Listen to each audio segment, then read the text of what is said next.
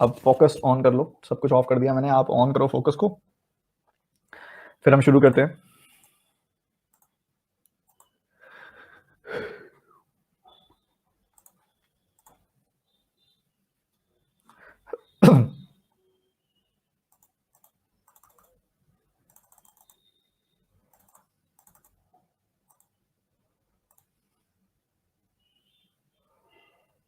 ये करेंगे।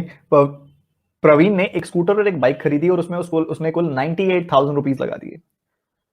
Scooter bike उसने बेची है 18% के प्रॉफिट पे, स्कूटर उसने बेचा है 11% के प्रॉफिट पे, ओवरऑल प्रॉफिट उसको हुआ है 15% का। आपने बताना है कि बाइक का जो कॉस्ट प्राइस है वो कितने परसेंटेज ज्यादा है स्कूटर के कॉस्ट प्राइस से।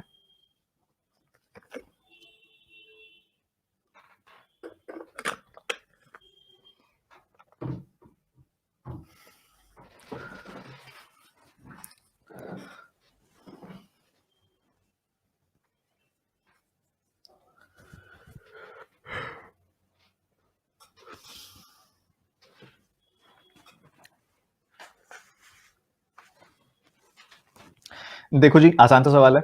एक तरफ बात हो रही है स्कूटर की और एक तरफ बात हो रही है बाइक की। बच्चों आप क्लियरली देख पा रहे हो, बाइक को उसने कितने कितने परसेंट प्रॉफिट पे बेचा है? 18% के प्रॉफिट पे बेचा है। स्कूटर को उसने 11% के प्रॉफिट पे बेचा है। और ओवरऑल प्रॉफिट कितना हुआ है उसको? स्कूटर पे 11%, बाइक पे 18%। ओवरऑल प्रॉफिट भी पता है हमें, 15% है ओवरऑल प्रॉफिट। हमने एलिगेशन के बेसिक्स के बारे में सीख लिया बहुत अच्छे से। 18% में से 15% घटाया हमने, 3% आ गई वैल्यू। 11% घटाया 15% में से, तो 4% आ गई वैल्यू। तो ये रेशियो आ गई अपने पास 3:4। बच्चों ये चीज मैं आपको बहुत अच्छे से समझा चुका हूं कि प्रॉफिट परसेंटेज कैसे निकाला जाता है, प्रॉफिट ओवर सीपी इंटू 100। कि जब आप प्रॉफिट परसेंटेज पे एलिगेशन लगाते हो, जब एलिगेशन लगाया जाता है प्रॉफिट परसेंटेज पे, तो आपको रेशियो मिलती है सीपी की। तो ये जो रेशियो आई है बच्चों, ये कॉस्ट प्राइस की आई है, कॉस्ट प्राइसेस की रेशियो आई है ये। हमसे पूछा जा रहा है कि बाइक का जो कॉस्ट प्राइस है वो कितने प्रतिशत ज्यादा है स्कूटर के कॉस्ट प्राइस से। तो हमें दिखाई दे रहा है कि बाइक का कॉस्ट प्राइस एक ज्यादा है स्कूटर से, और एक जो है स्कूटर के कॉस्ट प्राइस का, यानी कि 3 का कितना परसेंटेज है? एक 3 का 33.33% है। 33.33%, जो आई थिंक हर बच्चे ने बना लिया होगा। कोई दिक्कत तो नहीं है ना किसी बच्चे को इस सवाल में? कोई दिक्कत तो नहीं है ना किसी बच्चे को इस सवाल में? बड़ा बेसिक सा सवाल था। बहुत बढ़िया। अगले सवाल की तरफ मूव करते हैं। कह रहे कि एक शॉपकीपर के पास दो प्रोडक्ट्स हैं, ए और बी। उसने 26% प्रॉफिट ए प्रोडक्ट पे उठाया जिसका कॉस्ट ये था, 40% प्रॉफिट ओवरऑल उसको आया। और प्रॉफिट बताइए बी पे कितना होगा अगर जिसका कॉस्ट प्राइस 1575 है।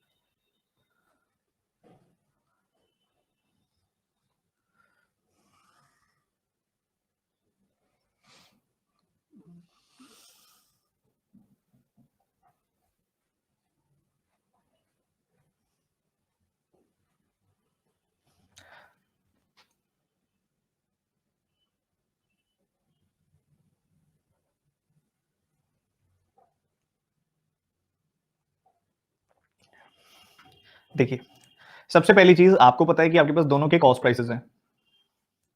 आपके पास ए का भी कॉस्ट प्राइस है, आपके पास बी का भी कॉस्ट प्राइस है। ए का कॉस्ट प्राइस है 2025, बी का कॉस्ट प्राइस है 1575। आपने इसे 25 से कैंसिल कर दिया। ये देखो 25 का 8 गुना, 25 का 1 गुना, ये 25 का 6 गुना, 25 का 3 गुना। आप इसको 9 से कैंसिल करोगे, यहाँ पे 9 मिलेगा आपको, यहाँ 9 से कैंसिल करोगे 7 मिलेगा आपको। तो हम कह सकते हैं कि अपने पास कॉस्ट प्राइसेस की रेशियो है। और हम जानते हैं कि जब हम एलिगेशन लगाते हैं प्रॉफिट परसेंटेज पे, हमें कॉस्ट प्राइसेस की रेशियो मिलती है, अपने पास ऑलरेडी है वो रेशियो। तो 26% प्रॉफिट आपको मिला है ए पे। ए पे कितना परसेंट प्रॉफिट है? 26%। क्या बी का प्रॉफिट पता है हमें? नहीं पता। तो बी की जगह खाली है, मतलब ये हमें आइडिया नहीं है और यही हमें निकालना है। और हमें क्या पता है इसके साथ ही? इसके साथ ही हमें पता है कि ओवरऑल प्रॉफिट क्या होगा। ओवरऑल प्रॉफिट होगा, यहाँ पे हमें दिया गया 40%, तो ये हमने यहाँ पे 40% लिख दिया। अब बच्चों इसमें हम क्या कर सकते हैं, एलिगेशन कैसे लगा सकते हैं हम? इधर तो कुछ कर नहीं सकते हम, इधर क्या आएगा हमें तो नहीं पता सब्ट्रैक्ट करने पर, क्योंकि ये प्लेस खाली है। पर हम ये जानते हैं कि 40 में से 26% हम घटाएंगे तो हमें 14% मिलेगा। अब एक सिंपल सी बात है बच्चों, जब हम यहाँ पे सब्ट्रैक्ट करते कुछ वैल्यू आती, यहाँ पे कुछ वैल्यू आई है, इन दोनों को अगर हम कैंसिल करते तो हमें सीपी की रेशियो मिलती, बट सीपी की रेशियो तो हमारे पास ऑलरेडी है, 9:7 है, सीपी की रेशियो ऑलरेडी है जो आएगी। मतलब अगर यहाँ पे 7 का 2 टाइम्स आया हुआ है तो यहाँ पे 9 का 2 टाइम्स आना चाहिए, तभी तो उसको काट के हमें 9:7 मिलेगी जो कि सीपी की रेशियो है। ठीक बात है, बिल्कुल ठीक बात है। अब ये 14 जो है ये 7 का 2 टाइम्स है ना बच्चों, तो यहाँ पे जो नंबर आना चाहिए वो 9 का 2 टाइम्स आना चाहिए, ताकि आप 2 से काटो 9 और 7 की रेशियो आ जाए जो कि सीपी की रेशियो है। रूल तो यही बोलता है। अब हमने क्या किया था, हमने यहाँ पे जो नंबर था उसमें से 40 को सब्ट्रैक्ट किया था तो हमें 18 मिला था। किसी नंबर में से 40 को सब्ट्रैक्ट कर रहे हो 18 मिल रहा है, मतलब वो नंबर 58 है बच्चों, 58 है। तो इसका आंसर कितना आ जाएगा, 58% आ जाएगा। क्या इतनी बात सबको क्लियर है? क्या इतनी बात सबको क्लियर है? बहुत अच्छे से। क्विक रिपीटिशन करता हूं क्योंकि अच्छा कॉन्सेप्ट था, फिर हम अगले सवाल पे चलते हैं। जिसका थोड़ा बहुत डाउट है दूर हो जाएगा, रिपीट कर रहा हूं मैं। इधर हमें क्लियरली दिख रहा है कि एक चीज का प्रॉफिट परसेंटेज दिया हुआ है, दूसरे का पूछा हुआ है ओवरऑल दिया हुआ है। जब दो चीजों का प्रॉफिट परसेंटेज और ओवरऑल दिया होता है, हम एलिगेशन लगाते हैं, हमें सीपी की रेशियो मिल जाती है। पर इसने एक प्रॉफिट परसेंटेज को मिसिंग करके हमको सीपी की रेशियो दे दी है, एक तरह से एग्जैक्ट वैल्यू दे दी है सीपी की, तो रेशियो आ गई है अपने पास। यहाँ पे अगर आप देखोगे हमने 2025 और 1575 की रेशियो निकाल ली, 9:7 आ गई। ठीक है, चलो इसका इस्तेमाल करेंगे। एक तरफ 26% है, एक तरफ की वैल्यू हमें पता नहीं है कितना है, और ओवरऑल है यहाँ पे कितना, ओवरऑल है 40%। हमने जितना हम लगा सकते थे हमने लगाया। इस बॉक्स में से इसको सब्ट्रैक्ट करेंगे, हमें नहीं पता क्या वैल्यू आएगी, बट अगर हम 40 में से 26 सब्ट्रैक्ट करेंगे तो 14% अपने पास आ जाएगा। अब यहाँ पे और यहाँ पे जो नंबर आएगा अगर मैं उसको कैंसिल करूंगा तो मुझे एक रेशियो मिलेगी, और वो रेशियो सीपी की होगी। तो सीपी की रेशियो तो ऑलरेडी है अपने पास 9:7, मतलब ये 14% की जगह जो आएगा वो 7 यूनिट के बराबर है। 7 यूनिट की वैल्यू 14%, तो 1 यूनिट की वैल्यू 2%, तो 9 यूनिट की वैल्यू 9 गुना 2 यानी कि 18% आ जाएगी। ठीक है, अब यहां पे वैल्यू कैसे आई थी, इस बॉक्स में से ये 40 घटाने के बाद आई थी 18, तो इस बॉक्स में क्या आएगा, किस नंबर में से 40 घटाते हो तो 18 आता है, 58 में से 40 घटाएंगे तो 18 आएगा, तो यहाँ पे 58% आ जाएगी वैल्यू। तो 58% यानी कि नन ऑफ दीज हमारा आंसर होगा। कह रहे कंपनी में जितनी भी फीमेल एम्प्लॉयज है उनका एवरेज एज ये है, जितने भी मेल एम्प्लॉयज है उनका एवरेज एज ये है। अगर सारे मेल्स फीमेल्स को देखोगे तो ये एज आ जाएगी, but can be the possible number of employees in that company, ये हमसे पूछा जा रहा है।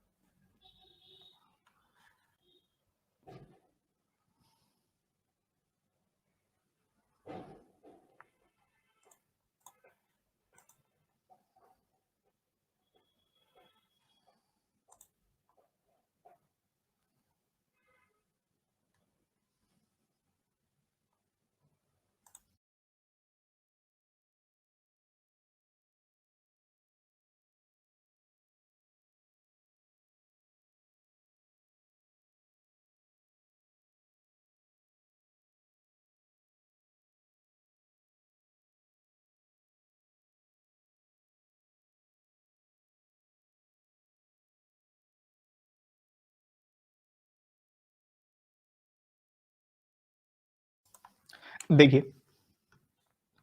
एक कंपनी है जिसके अंदर जितनी भी फीमेल एम्प्लॉयज हैं उनका एवरेज है 23 ईयर्स, जितने भी मेल एम्प्लॉयज हैं उनकी एवरेज एज है 49 ईयर्स, और ओवरऑल अगर आप देखोगे कि ओवरऑल एज, अगर ओवरऑल एवरेज एज देखी जाए सारे मेल्स और सारे फीमेल्स को मिला के, तो ये 37 ईयर्स है। अब बच्चों यहां पे एक सिंपल सी बात समझो, एवरेज का मतलब आप सभी जानते हो, एवरेज का मतलब होता है सम ओवर एन। मतलब एवरेज जो कैलकुलेट किया जाता है वो नंबर ऑफ पर्संस के रिस्पेक्ट में कैलकुलेट किया जाता है, नंबर ऑफ एंटिटीज के रिस्पेक्ट में कैलकुलेट किया जाता है। तो जब आप एवरेज पे एलिगेशन लगाते हो तो नंबर ऑफ पर्संस, जैसे इसमें नंबर ऑफ पर्संस है तो नंबर ऑफ पर्संस की रेशियो मिलती है। तो आपने एलिगेशन लगा दिया, यहाँ पे आपको क्या मिला, यहाँ पे आपको मिला 12, यहाँ पे आपको क्या मिला, यहाँ पे आपको मिला 14। तो रेशियो निकाली आपने, रेशियो आई 6:7 की, 6:7 की रेशियो आपको यहाँ पे मिली। तो ठीक है बात, 6:7 की रेशियो है। अब ये रेशियो किसकी आई है, number of female employees and number of male employees की। हम यहाँ पे बता सकते हैं कि फीमेल एम्प्लॉयज मेल एम्प्लॉयज से कितना कम है, या मेल एम्प्लॉयज फीमेल एम्प्लॉयज से कितना ज्यादा है परसेंटेज में, बट एग्जैक्ट वैल्यू में नहीं बता सकते। ना ही उसने एग्जैक्ट वैल्यू पूछी है, उसने पूछी है what can be the possible value, इनमें से क्या वैल्यू पॉसिबली हो सकती है। अब हम एक ही चीज जानते हैं, नंबर ऑफ पीपल है तो इंटीजर होगा, ठीक है, पूरा कंप्लीट नंबर होगा, एक इंटीजर होगा, ऐसा नहीं होगा 170.5 130.8 इतने लोग हैं, ऐसा तो हो नहीं सकता, इंटीजर होना जरूरी है। इंटीजर होने के लिए जो भी टोटल नंबर होगा उसको मेल फीमेल में ब्रेक करेंगे हम जब, तो 13 से वो नंबर कट भी सके, 13 से कट सके ना वो नंबर, 7 + 6 से, 7 + 6 से वो नंबर कट भी सके, क्योंकि तभी मेल फीमेल में ब्रेक कर पाएंगे, तभी इंटीजर्स आ सकेंगे। तो इनमें से जो नंबर 13 से कटेगा वही नंबर हमारा आंसर होगा, और ये होता है 13 का 15 गुना। तो इकलौता यही नंबर है इन पांचों नंबर्स में जो 13 से कटता है। तो this can be the possible number of employees in the company, exact नहीं, पॉसिबल नंबर ऑफ एम्प्लॉयज, क्योंकि ये 13 से कट रहा है। क्या मेरी बात क्लियर है? बता दो सारे बच्चे यार, पूरी एनर्जी के साथ बता दो, क्या मेरी बात क्लियर है? बताओ बताओ।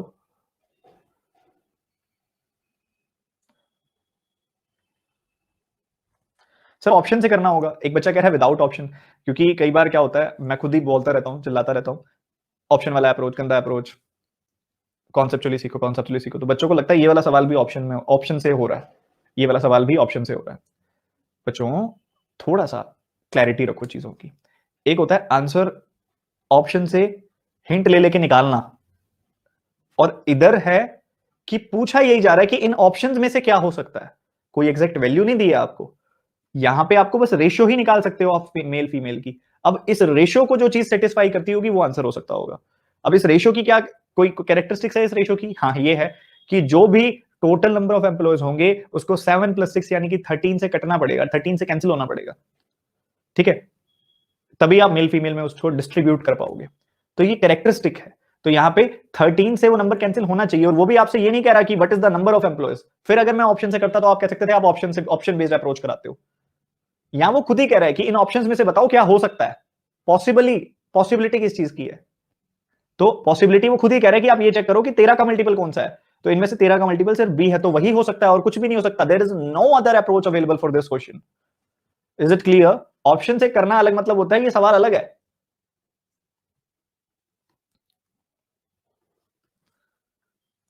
In zoo, there are rabbits in decks. If heads are counted, they are 200. If legs are counted, they are 580. How many ducks are there?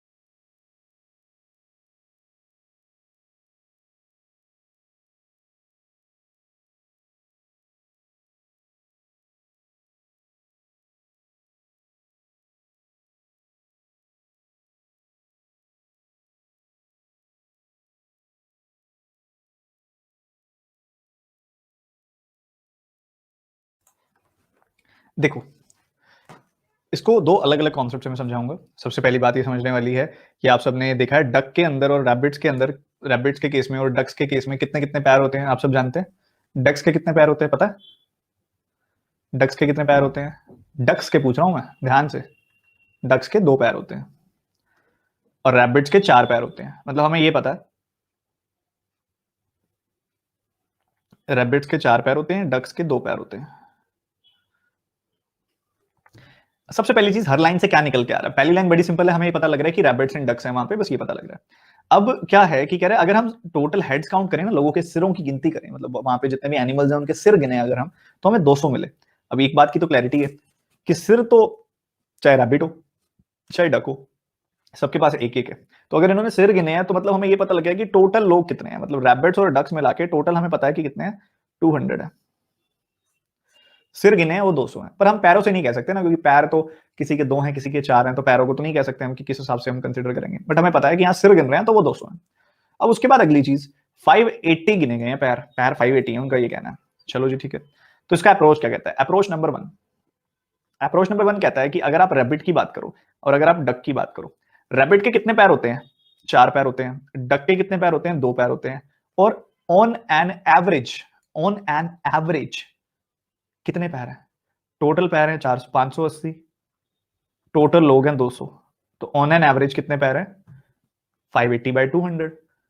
यानी कि ये कैंसिल किया, इसको काटा 2 से, 29/10 आ गया, यानी कि ओवरऑल 2.9 पैर है। एवरेज बेसिस पे अगर आप देखोगे तो ओवरऑल 2.9 पैर है। अब आपको एक एलिगेशन का एक बहुत ही खूबसूरत प्रॉपर्टी बताऊं कि अगर आपको लग रहा हो ना कि सॉल्व करने में थोड़ी दिक्कत हो रही है, तो आप किसी भी नंबर से तीनों को मल्टीप्लाई कर सकते हो, आपके आंसर पे कोई फर्क नहीं आएगा। और आप किसी भी नंबर से काट सकते हो, मतलब डिवाइड कर सकते हो, पर तीनों को, एक को नहीं, तीनों को, आपकी फर्स्ट वैल्यू को भी, आपकी सेकंड वैल्यू को भी, आपकी एवरेज वैल्यू को भी। काटना है काट लो, कुछ कट रहा है तो, और किसी चीज से मल्टीप्लाई करना है तो मल्टीप्लाई भी करोगे, कोई फर्क नहीं आएगा। जैसे कि मान लो यहां मन कर रहा है 10 से मल्टीप्लाई करते हैं, डेसिमल हट जाएगा, तो 10 से मल्टीप्लाई कर सकते हो आप। मतलब ऐसा कुछ वो नहीं है कि क्यों किया, हाँ बस वो हमारे कंफर्ट के लिए किया था कि डेसिमल हट जाए, ना भी करते तब भी आपको कोई फर्क ना पड़ता। तो ये आ गया 40, 20 एंड 29। 40, 20 एंड 29 लगा दो एलिगेशन। एलिगेशन लगाया, 40 में से 29 गया, 11 आ गया। 9 में से 20 गया, 9 आ गया। 29 में से 20 गया, 9 आ गया। ठीक है, अब ये 9:11 आई है, किसकी रेशियो आई है बच्चों? सवाल तो है किसकी आई है। आप बच्चे कहेंगे सर नंबर ऑफ एनिमल की, पर क्यों? क्यों? क्योंकि आपने इसके अंदर किसके ऊपर एलिगेशन लगाया? आपने लगाया लेग्स पर एनिमल, लेग्स पर एनिमल के ऊपर एलिगेशन लगाया आपने। उसके लिए आप क्या कर रहे हो? Total legs by total animal कर रहे हो। नीचे क्या आ रहा है? टोटल एनिमल, यानी कि नंबर ऑफ एनिमल्स। तो ये जो रेशियो आई है, ये नंबर ऑफ एनिमल्स की आ रही है। तो ये चीज समझना बहुत जरूरी है। तो नंबर ऑफ एनिमल्स की रेशियो है। तो अगर आपको पता है कि टोटल एनिमल तो 200 है, तो 200 एनिमल्स को अगर आप 9:11 में ब्रेक करोगे बच्चों, तो आपको क्या मिलेगा? 90 एंड 110। 90 एंड 110। हमसे पूछा जा रहा है डक्स कितनी है, तो डक्स हमारे पास 110 है। क्या पहला मेथड सबको समझ में आया? क्या पहला मेथड सबको समझ में आया परफेक्टली? एनर्जी कम लग रही है आज?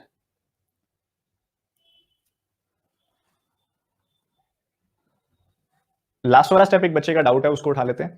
देखो यहाँ पे हमने सबट्रैक्ट किया, 11 आया, यहाँ सबट्रैक्ट किया 9 आया, तो ये 9:10 की रेशियो, 9:11 की रेशियो आ गई। ये 9:11 की रेशियो किसकी आएगी? क्योंकि हमने लेग्स पर एनिमल के ऊपर एलिगेशन लगाया। वो कैसे निकलेगा? Total legs by total animal से।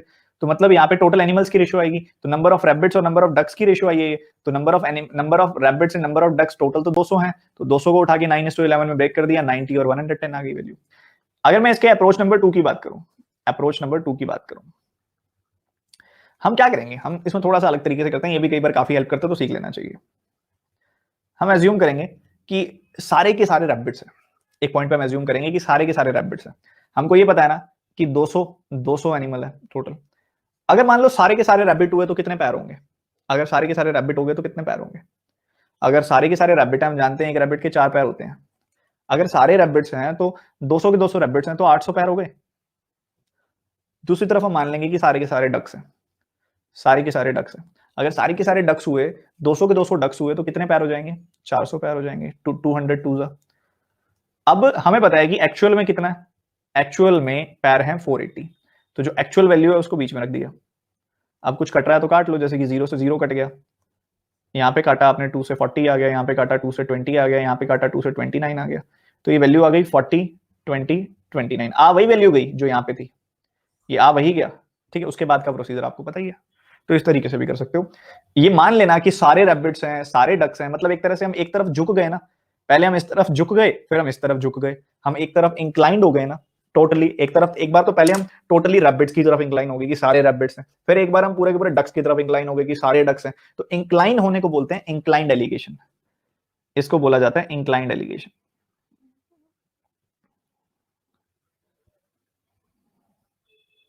ठीक है, इंक्लाइंड एलिगेशन बहुत सिंपल चीज होती है, कोई बड़ी बात नहीं होती। आगे और सवालों में भी लगा के दिखाऊंगा मैं आपको, आप पहले ये करके दिखाओ।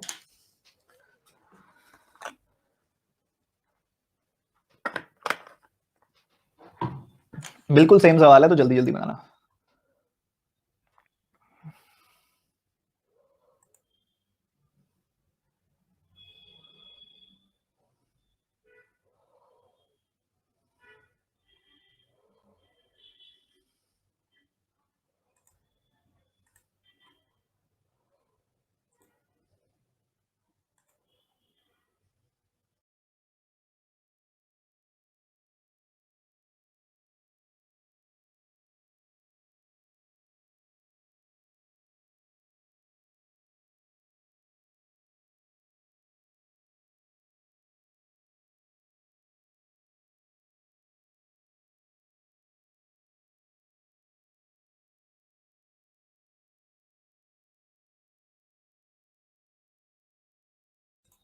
देखो जी, या तो कुछ टू व्हीलर्स हैं या कुछ फोर व्हीलर्स हैं, ये कुछ वैसे ही हो गए एनिमल्स की तरह, किसी के 2 पैर हैं किसी के 4 पैर हैं। तो या तो कुछ टू व्हीलर्स हैं या कुछ फोर व्हीलर्स हैं। ओवरऑल व्हील्स काउंट किए गए तो टोटल व्हील्स आए 530 टोटल व्हील्स आए। टोटल एनिमल्स कितने आए 180। टोटल व्हीकल्स कितने आए 180। तो यहाँ पे आपने देखा, तो अगर आप इसके ऊपर लगाओगे, लाइक अगर आप देखोगे तो एक टू व्हीलर में कितने व्हील हैं 2, एक फोर व्हीलर में कितने व्हील हैं 4, और एवरेज व्हील्स कितने हैं 530/18 यानी कि 53/18। इतने एवरेज नंबर ऑफ व्हील्स हैं। तो आपने अगर यहाँ पे एलिगेशन लगाना है, आप क्या करो 18 से तीनों को मल्टीप्लाई कर दो। क्यों कर दो, कारण क्या है, ताकि ये 18 कट जाए, हमारे लिए आसान हो जाए, क्योंकि फ्रैक्शंस को सब्ट्रैक्ट करना थोड़ा मुश्किल होता है, उसलिए बस उस सहूलियत के लिए। ठीक है, तो हमने क्या किया 18 से मल्टीप्लाई कर दिया हर जगह।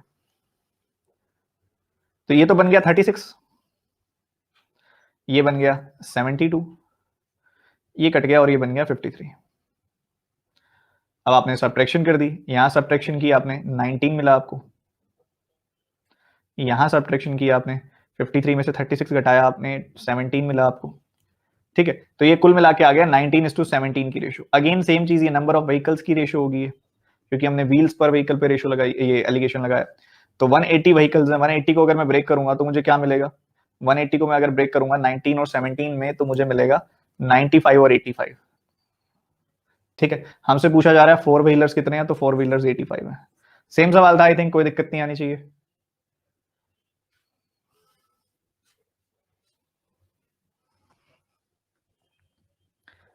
सर एलिगेशन सीखना जरूरी है क्या, ये वही बच्चा बोल सकता है जिन्होंने पिछली क्लास अटेंड नहीं की। बैंक में नौकरी लेना जरूरी है क्या,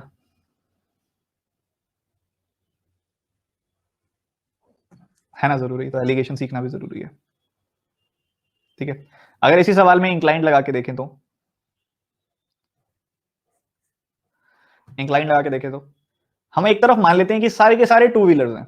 अगर सारे के सारे टू व्हीलर्स हुए, पूरे 180 के 180 व्हीकल टू व्हीलर्स हुए, तो टोटल कितने व्हील्स बन जाएंगे, 180 का 2 टाइम्स 360 व्हील्स बन जाएंगे।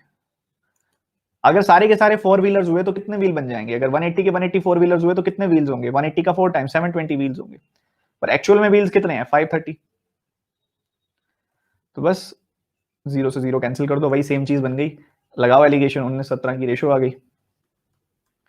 19-17 को ब्रेक 19-17 ब्रेक किया 180 को, तो 19 यूनिट्स की वैल्यू 95 आ गई, 17 यूनिट्स की वैल्यू 85 आ गई। तो आपको आंसर मिल गया 85। अगला सवाल बनाएंगे तेजी से।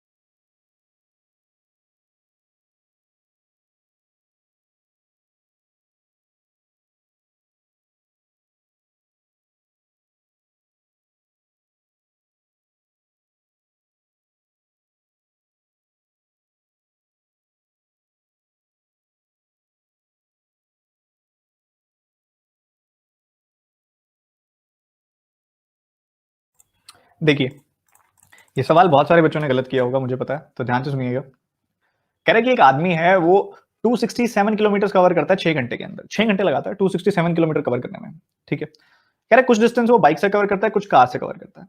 ओके, तो कुछ डिस्टेंस यहाँ पे कवर हुआ है बाइक से और कुछ कवर हुआ है कार से। आप बाइक का देखें तो बाइक की स्पीड उसने दी है हमें कि 27 किलोमीटर पर आवर है। ठीक है, 27 किलोमीटर पर आवर हमें बाइक पे स्पीड दी गई है, और कार की स्पीड अगर आप देखेंगे तो 62 किलोमीटर पर आवर दी हुई है। ठीक है, 62 किलोमीटर पर आवर दी हुई है। अब क्या करें इसके बाद, इसके बाद हमारे पास एक और चीज है, हमारे पास बाइक की स्पीड है, हमारे पास कार की स्पीड है, एक और चीज हम निकाल सकते हैं जो कि है एवरेज स्पीड, निकाल सकते हैं हम यहाँ पे। क्या निकाल सकते हैं? हम निकाल सकते हैं एवरेज स्पीड। एवरेज स्पीड अगर आप निकालेंगे तो यहां पे एवरेज स्पीड क्या होता है? Total distance over total time. Total distance कितना कवर हुआ? 267। टोटल टाइम कितना लगा? 6 घंटे। तो 267 ओवर 6, ये उसकी एवरेज स्पीड आ गई कि ये इसकी एवरेज स्पीड आ गई 267 ओवर 6। हम क्या करेंगे? 6 से मल्टीप्लाई कर देंगे, हर जगह 6 से मल्टीप्लाई कर देंगे। अगर आप 6 से मल्टीप्लाई कर दोगे इसको भी, इसको भी और इसको भी, इससे आपकी जो वैल्यू है वो यहाँ पे 6 जो है वो एलिमिनेट हो जाएगा। यहाँ पे आपने कैंसिल कर दिया 6। तो ये 27 का 6 टाइम्स किया तो 120 प्लस 42, 120 प्लस 42 आप कर सकते हैं। तो ये आपको मिल जाएगा। 20 का 6 टाइम्स किया आपने, 120 मिल गया। 7 का 6 टाइम्स किया, 42 मिल गया। तो ये 162 आ गई वैल्यू। 62 का 6 टाइम्स करेंगे, 66 था 360 एंड 2 6 12, तो ये 372 आ गई वैल्यू। और ये तो ऑलरेडी 267 है, ये तो ऑलरेडी आपके पास ऐसा ही है। तो आपने सब्ट्रैक्ट किया, यहाँ वैल्यू कितनी आ गई? 105। यहाँ आपने सब्ट्रैक्ट किया, यहाँ वैल्यू कितनी आ गई? 105। रेशियो आ गई 1:1 की। 1:1 की रेशियो आई। 267 को 1:1 में मैं ब्रेक करूंगा, 133.5, 133.5, ये आपका आंसर आ जाएगा, जो कि बी ऑप्शन है।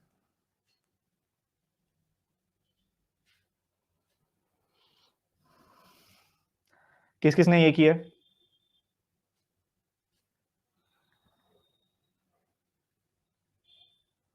लो जी, सच्चाई सामने आई।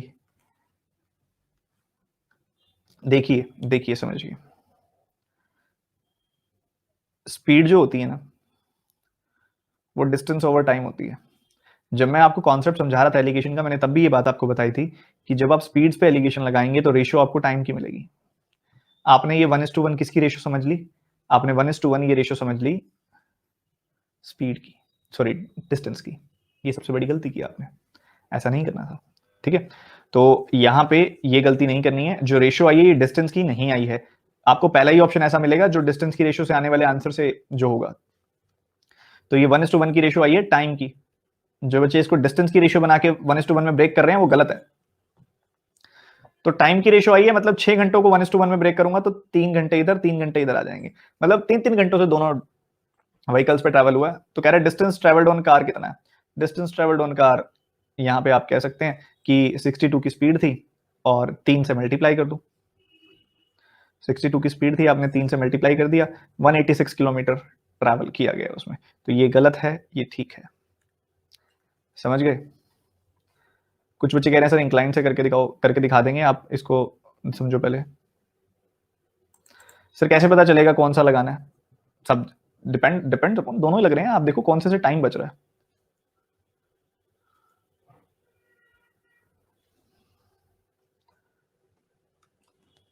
देखो यार, इंक्लाइंड का मतलब बेसिकली यही होता है कि हम एक्सट्रीम्स पे जाके ना हम निकाल लेते हैं कि अगर एक्सट्रीम पोजीशन पे ये वैल्यू है, इस पोजीशन पे ये वैल्यू है, और एक वैल्यू ओवरऑल आपको दी हुई होती है। तो बस हम वही करते हैं और कुछ नहीं होता। एक तरह से एलिगेशन का ही थोड़ा सा दूसरा रूप है, और कुछ फर्क नहीं पड़ता। जिसको ये सवाल समझ नहीं आया, क्विक रिपीट करता हूं और फिर मैं इंक्लाइंड बताता हूं। ध्यान से सुनो। आपने देखा कि बाइक से ट्रैवल कर रहा है 27 की स्पीड से, कार से ट्रैवल कर रहा है 62 की स्पीड से। फिर हमने एवरेज स्पीड निकाली, 267/6 आई total distance over total time. फिर उसके बाद हमने देखा कि यहाँ पे नीचे 6 आ रहा है, तो मुझे 6 को एलिमिनेट करना था, तो मैंने सबको 6 से मल्टीप्लाई कर दिया, इससे ये वाला 6 कट गया। 27 का 6 टाइम्स किया, 162 आ गया। 62 का 6 टाइम्स किया, 372 आ गया। 267 था ही, सब्ट्रैक्ट किया 105 आ गया, सब्ट्रैक्ट किया 105 आ गया। रेशियो 1:1 की आ गई। कई बच्चों ने गलती की, 1:1 में 267 को ब्रेक कर दिया, जो कि गलत था, क्योंकि ये रेशियो डिस्टेंस की नहीं टाइम की आती है। मैंने आपको पढ़ाया हुआ है कि जब आप स्पीड पे एलिगेशन लगाते हो तो रेशियो आती है टाइम की। तो ये 1:1 में आप 6 आवर्स को ब्रेक करोगे, ना कि 267 किलोमीटर को। तो 6 घंटों को जब आपने 1:1 में ब्रेक किया तो आपको मिला 3 घंटे और 3 घंटे। मतलब आप कार से भी 3 घंटे ट्रेवल किया आपने और बाइक से भी 3 घंटे ट्रेवल किया। वो पूछ रहे हैं कार से कितना डिस्टेंस ट्रेवल किया। तो बच्चों कार की स्पीड है 62 की स्पीड से अगर आप 3 घंटे तक ट्रेवल करोगे तो कितना डिस्टेंस ट्रेवल कर लोगे? Speed into time, so it will be 186 kilometres. जो बच्चे कह रहे हैं सर इंक्लाइंड एलिगेशन लगाओ, सेम ऐसा ही होगा, बस देखो ध्यान से। इंक्लाइंड में हम सबसे पहले अज्यूम कर लेंगे कि उसने सारा का सारा डिस्टेंस बाइक से ट्रेवल किया। अगर सारा का सारा डिस्टेंस बाइक से ट्रेवल किया, मतलब 27 किलोमीटर प्रति घंटे की रफ्तार से, सारा का सारा डिस्टेंस मतलब पूरे के पूरे 6 घंटे तक सारा टाइम उसने बाइक से ट्रेवल किया, तो 27 इंटू 6, तो वो इतना डिस्टेंस ट्रेवल करेंगे। अगर उसने सारा का सारा टाइम कार से ट्रेवल किया, कार की स्पीड क्या है 62, तो उसको 6 से मल्टीप्लाई कर दिया आपने, सारा का सारा टाइम इससे ट्रैवल किया। तो बाइक से अगर सारा टाइम ट्रैवल करते तो इतना डिस्टेंस ट्रैवल होता, कार से अगर सारा टाइम ट्रैवल करते तो इतना डिस्टेंस ट्रैवल होता, पर एक्चुअल में जो डिस्टेंस ट्रैवल हुआ है वो कितना ट्रैवल हुआ है, 267 ट्रैवल हुआ है। तो बच्चों ये वही चीज तो बन गई, 27 इंटू 6, 62 इंटू 6 और 267। तो वही सेम प्रोसीजर अब आगे फॉलो हो जाएगा। समझ में आया कि नहीं?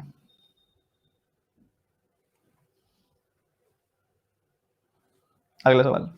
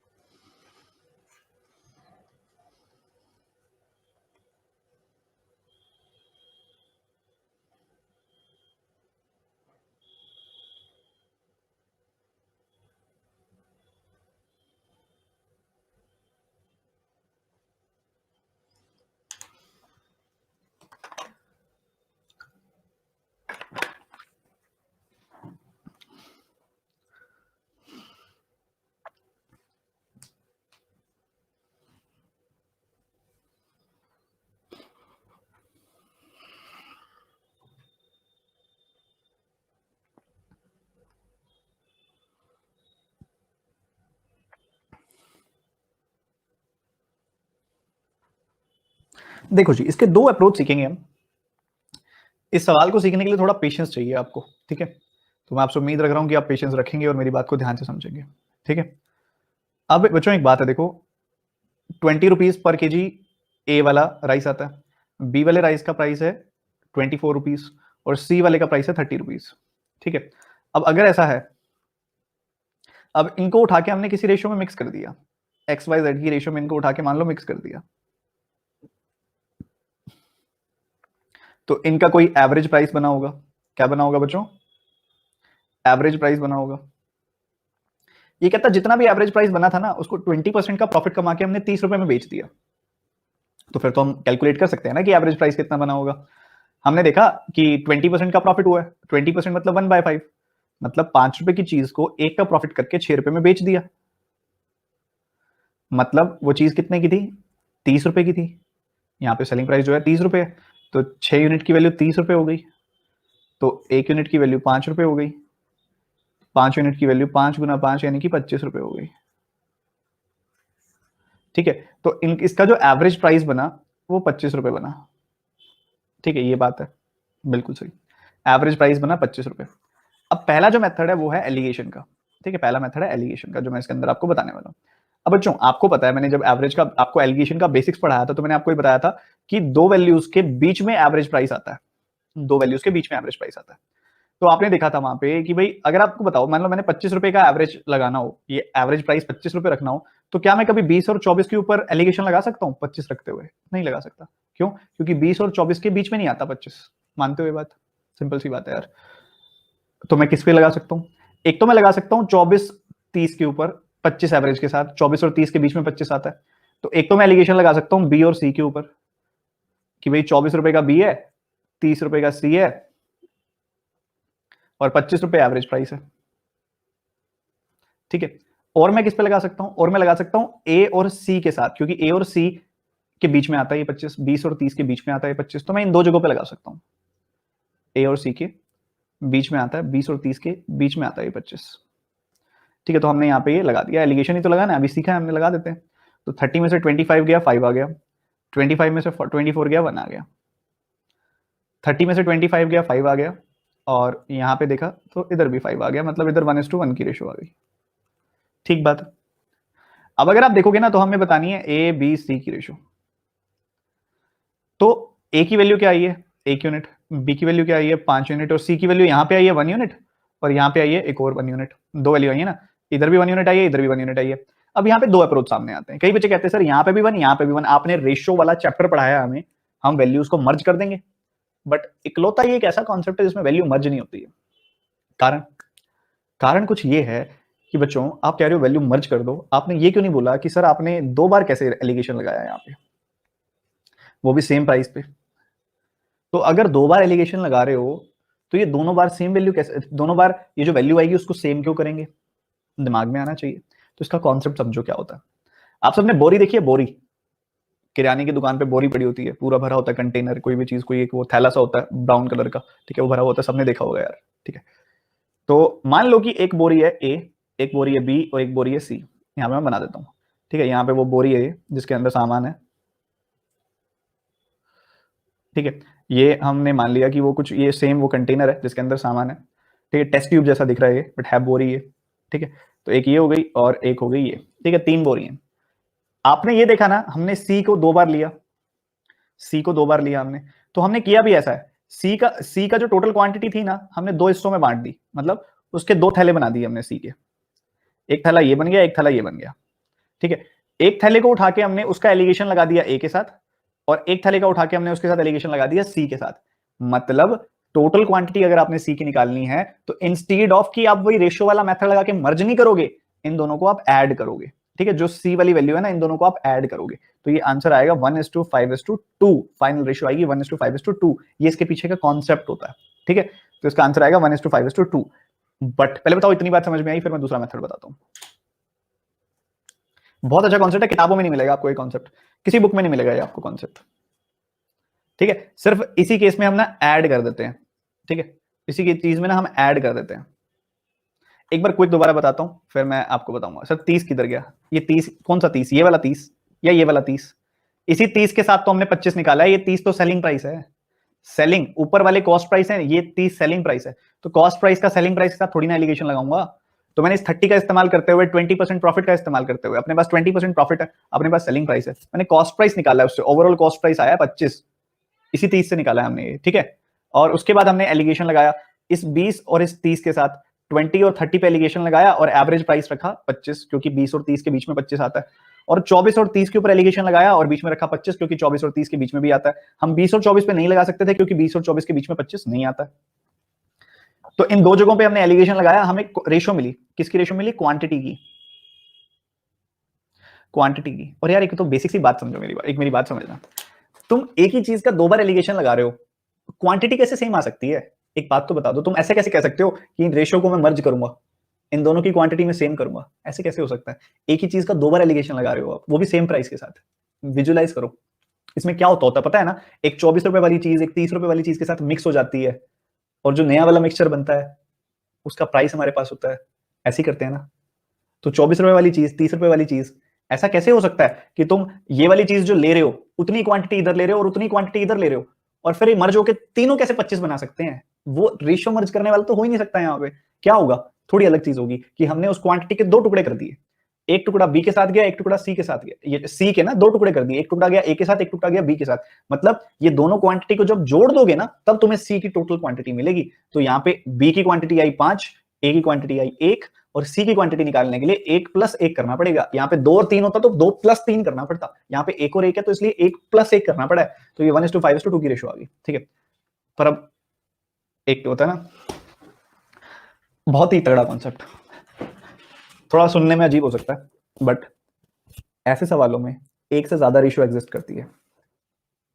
ऐसे सवालों में एक से ज्यादा रेशियो एग्जिस्ट करती है कि 20 रुपए वाली चीज, 24 रुपए वाली चीज या 30 रुपए वाली चीज को जब आप मिक्स करोगे और 25 रुपए आपका एवरेज प्राइस बैठे, उसमें एक से ज्यादा पॉसिबिलिटीज हैं कि जरूरी नहीं है 1:5:2 की रेशियो में मिक्स करो, कोई और रेशियो भी हो सकती है जिसमें मिक्स करोगे तो तुम्हारा आंसर 25 एवरेज प्राइस आएगा। फिर अब कैसे करेंगे? मेंस में कई बार सवाल आता है जब आपको कहता है find out in which ratio out of these in which ratio we can mix.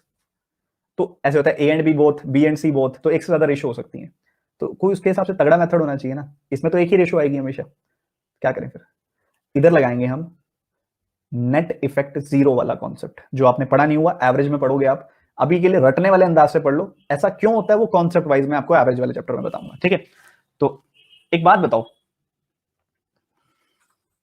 आपको पता है कि ये एवरेज प्राइस है, ये जो मैं यहाँ पे मैंने 25 रुपए निकाला है, मैंने यही निकाला ना कि ये इन सबका एवरेज प्राइस है। ये क्या है? एवरेज प्राइस है। अगर एवरेज प्राइस है तो इसकी डेविएशन 0 होती है बाकी सब प्राइसेस से, ठीक है। हम मान लेते हैं कि इसको हमने x, इसको y और इसको z की रेशियो में मिक्स किया, x/y/z की रेशियो में मिक्स किया। तो 25 से 20 जाते हुए कितनी डेविएशन हो रही है? -5 की। 20 से 25 जाओगे तो 5 ही तो कम करना पड़ेगा। तो -5 की डेविएशन कितने के साथ? x के साथ। तो -5x हो गई वैल्यू।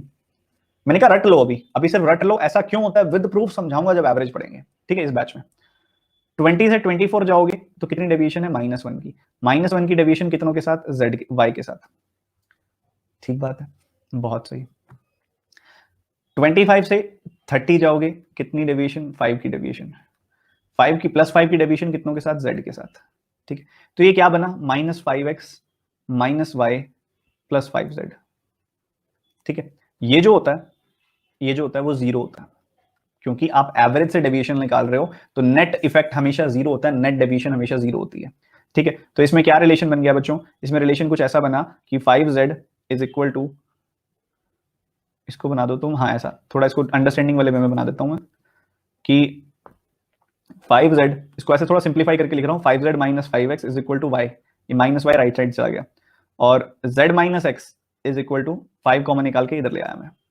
तो बच्चों हम क्या करेंगे, हमने इनको x/y/z की रेशियो में मिक्स करना है, और x y z के बीच में ये रिलेशन है। अब जो वैल्यू सेटिस्फाई कर रही है वो तुम्हारा आंसर आएगा। देखो 1:5:2 सेटिस्फाई कर रही है, देखो कैसे। z और x का डिफरेंस निकालो, 2 - 1 1 आया, वही होगा y/5, 5/5 करके देखो, y की वैल्यू 5 है, 5/5 बराबर आ रहा है ना। तो ये सेटिस्फाई कर रही है। अब इसमें तो एक से ज्यादा सेटिस्फाई नहीं कर रही, पर पेपर में कर सकती है, ठीक है। तो तुम्हें इस रिलेशन के हिसाब से चेक करना है कि कौन कौन सी रेशियो सेटिस्फाई कर रही है उसको, ठीक है। तो ये दो अप्रोच बताए हैं मैंने, दोनों बहुत ही शानदार है। जिनको थोड़ी सी कम क्लैरिटी है, एक बार जब एवरेज पढ़ेंगे तब नेट इफेक्ट 0 बेसिक से सीखेंगे तब क्लियर हो जाएगा। बट हाँ, एवरेज से जब डेविएशन लगाते हैं तो इफेक्ट 0 आता है, ठीक है, समझ गए। सर ऑप्शन से करना होगा, वो क्वेश्चन ही ऑप्शन के हिसाब का आएगा। पहले वाले अप्रोच से ऑप्शन से नहीं कराया ना मैंने, वो एक अलग अप्रोच है, उसकी एक अलग जरूरत है। इस वाले की एक अलग जरूरत है। जब more than one option satisfy करवाने होंगे, जब more than one option check करने होंगे, तब आपको यही अप्रोच लगाना पड़ेगा, ठीक है। एक बच्चा जो बार बार मेल आईडी मांग रहा है मेरी, भाई रुक जा पढ़ ले, और बेटर चीजें बता दूंगा मैं, ठीक है। इधर देखो, ये है रिलेशन, एक बार क्विक रिपीट करते फिर आगे बढ़ते हैं। हम देखो ये क्या होता है, जब हम एवरेज से डेविएशन चेक करते हैं ना किसी चीज की, तो वो 0 आती होती है, ठीक है। आप कभी भी डेविएशन चेक करोगे ना, ये मान लो ये 3 वैल्यूज हैं, इन तीनों का एवरेज 25 है, तो नेट डेविएशन हमेशा 0 आएगी, ठीक है। अब इनको x y z की रेशियो में मिक्स किया तुमने, तो 25 से 20 की डेविएशन है -5, तो -5 की डेविएशन 1 के लिए, तो x के लिए कितनी? -5x। इधर -1 की डेविएशन आई है 1 के लिए, तो y के लिए कितनी? -y। इधर +5 की डेविएशन आई है z के लिए, तो टोटल डेविएशन कितनी होगी? +5z। तो ये -5x -y +5z, ये नेट 0 होगा। तो 5z - 5x y के बराबर है, z - x y/5 के बराबर है। अब ये x y z जिसके जहां पे भी सेटिस्फाई हो रही होगी वो चीज, वो तुम्हारा आंसर होगा। डी में हो रही है तो वो तुम्हारा आंसर है। बहुत बढ़िया कॉन्सेप्ट है, ये बनाओ जल्दी से।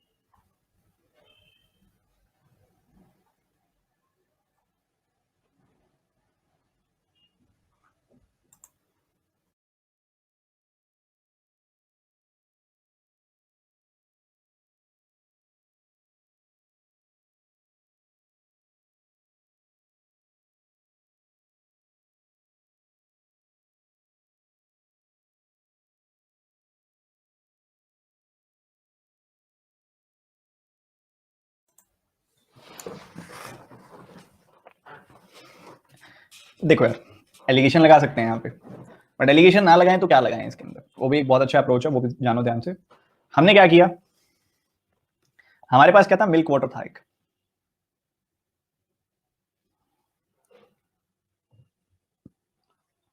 दो सौ दस ml, 210 लीटर, 240 लीटर।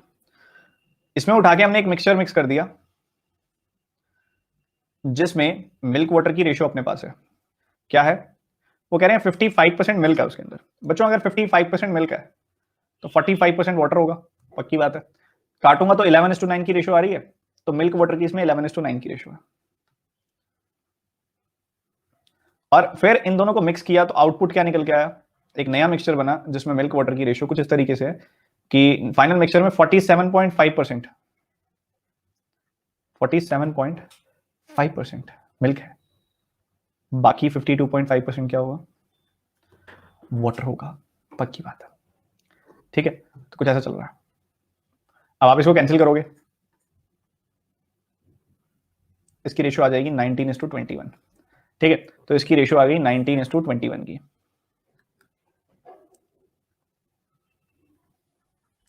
अब एक तो तरीका है इस पे एलिगेशन लगाने का, वो मैं बताऊंगा कैसे लगाते हैं ऑब्वियसली, बट इसके अंदर तुम क्रॉस मेथड भी लगा सकते हो। अब एक तरह से कहा गया है कि इस वाले मिक्सचर में हमने ये डाला है तो ये मिला है, तो मैं ऐसे भी तो कह सकता हूं कि इस वाले मिक्सचर में हमने ये डाला है तो ये मिला है, एक ही बात है। इसमें हमने ये डाला है तो ये मिला है, ऐसा क्वेश्चन कह रहा है, पर मैं इसको ऐसा समझ रहा हूं कि यार ऐसा भी तो कह सकते हैं कि इस वाले मिक्सचर में हमने ये ऐड कर दिया तो ये मिल गया, बात तो एक ही है। तो मिल्क वाटर की बात हो रही है। शुरू में क्या रेशो थी, शुरू में रेशो थी 11:9 की। फिर हमने क्या कर दिया, मिल्क कितना डाल दिया, मिल्क डाल दिया 210,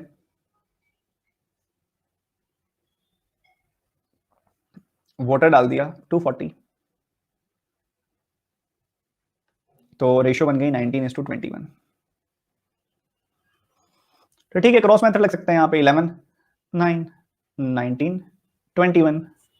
हमने यहाँ 210 डाला तो -210, यहाँ -240, 21 का 11 गुना 231, 19 का 9 गुना 171, इनका डिफरेंस निकाला तो डिफरेंस आ गया 60 यूनिट्स का। 19 का 240 टाइम्स, यहाँ पे थोड़ा लेंदी हो जाएगा थोड़ा सा। 240 का देखो 24 का अगर हम 19 टाइम्स करें तो ये होता है 20-1, तो ये हो जाएगा 48,480 -24, यानी कि आप सब्ट्रैक्ट करेंगे तो यहाँ पे 30 सब्ट्रैक्ट करके आप 6 ऐड कर दो तो 456 आएगा। ठीक है, ये वैल्यू आएगी, एक जीरो भी लगेगी यहाँ पे क्योंकि पीछे जीरो है, तो 4560 आ जाएगी वैल्यू।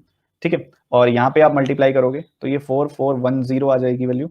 ठीक बात, ये दोनों नेगेटिव वैल्यूज आएंगी, इसमें से इसको घटाओगे आप तो आपका डिफरेंस जो आएगा यहाँ पे वो आएगा 150 का,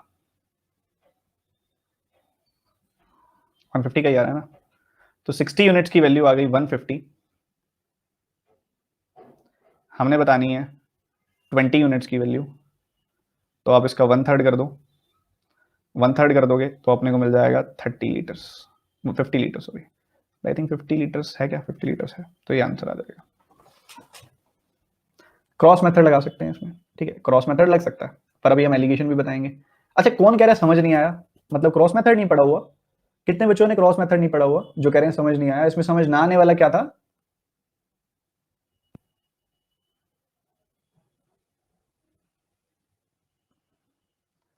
बच्चों क्रॉस मेथड लगाया नॉर्मली मैंने, 11:9 की रेशियो है, फिर 210 डाला, 240 डाला, 19:21 की रेशियो हो गई, 9 की रेशियो थी, फिर यहाँ पे एडिशन हुआ है तो माइनस का साइन आएगा, एडिशन हुआ माइनस का साइन आएगा, क्रॉस लगाया 231, क्रॉस लगाया 171, इसको मल्टीप्लाई किया 441, इसको मल्टीप्लाई किया 456, जीरो तो लगेगी, डिफरेंस निकाला 150, 60 यूनिट्स की वैल्यू 150 आ गई, 60 यूनिट्स की वैल्यू 150 आ गई, इनका डिफरेंस 150 है बच्चों, इन दोनों का डिफरेंस 4560 में से 4410 घटाओगे 150 नहीं आएगा।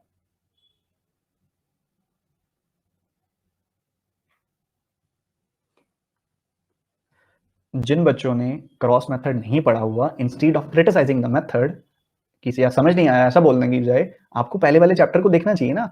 आप थोड़ा सा लेट हो बैच में, ठीक है, इस बैच में थोड़ा सा लेट हो आप, तो आप रेशियो वाला चैप्टर जब देखोगे उसमें क्रॉस मेथड आपको समझ आएगा, बहुत ईजी है। अब जो बच्चे कह रहे हैं सर इससे लेंदी है या इससे वो है, इससे फलाना है, इससे वो है, एक्सक्यूजेस क्यों दे रहे हो बच्चों, क्या लेंदी है, 24 को 20 से मल्टीप्लाई करना लेंदी है, 24 को 19 से मल्टीप्लाई करना लेंदी है, बी अ वॉरियर, मल्टी तो छोटी छोटी मल्टीप्लीकेशन है यार।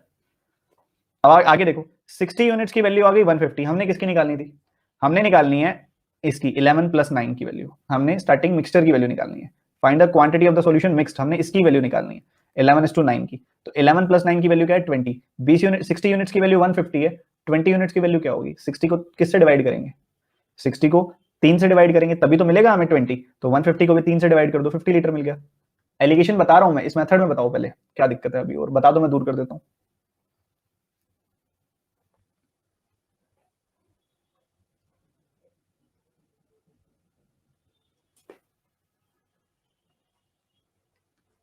अब अगर हम इसी सवाल को एलिगेशन से बनाएं, अगर हम इसी सवाल को एलिगेशन से बनाएं, एक तो 47.5% वाला नहीं समझ आया काफी सारे बच्चों को। बच्चों 47.5%, 47.5% अगर अपने को पता है कि यहां पे है, ध्यान से सुनना, 47.5% अगर मिल्क है तो बाकी का 52.5% वाटर होगा। अगर आप इसको 25 से कैंसिल करते हो, 25 का 1 गुना 25, 25 का 9 गुना 225, 25 का 2 गुना 50, 25 का 1 गुना 25, 19:21 ऐसे निकाला मैंने। आई थिंक इसमें कोई बड़ी बात नहीं होनी चाहिए, बट हाँ ऑब्वियसली एलिगेशन लगाते हैं तो उसका एंटायरली थोड़ा सा डिफरेंट अप्रोच है। अब हमें पता है कि यहाँ पे 55% मिल्क है, 55% की फ्रैक्शन क्या होती है 11/20, 47.5% मिल्क है, उसकी फ्रैक्शन क्या होती है 47.5% होता है 95% का आधा। 95% की फ्रैक्शन याद है ना, परसेंटेज पढ़ा है ना, 19/20 होती है, तो ये 19/20 है तो इसको उसका आधा लिखेंगे तो 19/40 आ जाएगी वैल्यू। अगर आप इधर देखते हो, इधर देखते हो तो इधर क्या रेशियो है, 210 मिल्क है और 240 पानी है, 3 से कैंसिल किया, 7-8 की रेशियो है, 7-8 की रेशियो है तो मिल्क कितना है 7/7 + 8 यानी कि 7/15 है मिल्क। ठीक है, तो हमने हर जगह पे मिल्क की फ्रैक्शन निकाल ली यार, मिल्क की फ्रैक्शन निकाल ली। इसमें मिल्क है पूरे मिक्सचर का 7/15, इसमें मिल्क है 11/20, इसमें मिल्क है 19/40। चलो जी ठीक है, इस पे लगा दो एलिगेशन, पर एलिगेशन लगाने से पहले कुछ कट रहा है तो काट लो, जैसे कि 5 से काटा डिनोमिनेटर को, 3 आ गया, 5 से काटा 4 आ गया, 5 से काटा 5 आ गया, 5 से काटा 8 आ गया, 5 से काट दिया मैंने डिनोमिनेटर को। ठीक है, अब 3 4 8 का एलसीएम क्या होता है 24, 3 4 8 का एलसीएम क्या होता है 24, तो मुझे नीचे 3 4 8 दिख रहा है डिनोमिनेटर में, जिसको सॉल्व करने में दिक्कत आएगी, इसलिए मैं 3 4 8 के एलसीएम से यानी कि 24 से मल्टीप्लाई कर रहा हूं, तो मैंने 24 से मल्टीप्लाई कर दिया, तो ये 3 का 8 गुना कट गया, ये 4 का 6 गुना कट गया, ये 8 का 3 गुना कट गया, फाइनली नंबर्स क्या आ गए 7 8 जा 56, 11 6 जा 66, 19 3 जा 57। तो यहाँ पे हमने सब्ट्रैक्शन करी बच्चों, यहाँ पे हमने सब्ट्रैक्शन करी, हमको 9 मिल गया, यहाँ पे हमने सब्ट्रैक्शन करी, हमको 1 मिल गया। तो ये 9:1 रेशियो किसकी आएगी, जब आपने एलिगेशन पढ़ा था मुझसे तब मैंने आपको एक बात बोली थी कि जब आप मिल्क परसेंटेज पे या मिल्क फ्रैक्शन पे एलिगेशन लगाते हो, मिल्क फ्रैक्शन कैसे निकालोगे कि मिल्क की कितनी फ्रैक्शन है, ये कैसे निकालोगे, quantity of milk by quantity of total mixture. तो जब आप मिल्क फ्रैक्शन पे एलिगेशन लगाओगे तो भी आपको टोटल क्वांटिटी की रेशियो मिलेगी, तो ये 9:1 टोटल क्वांटिटी की रेशियो है। तो पहले टोटल क्वांटिटी कितनी थी 210 + 240 यानी कि 450 थी, तो 9 यूनिट्स की वैल्यू है 450 लीटर्स, तो 1 यूनिट की वैल्यू क्या होगी 50 लीटर्स। तो ये आपका आंसर आ जाएगा। दोनों मेथड मैंने करके दिखाए बहुत अच्छे से, ये एलिगेशन है।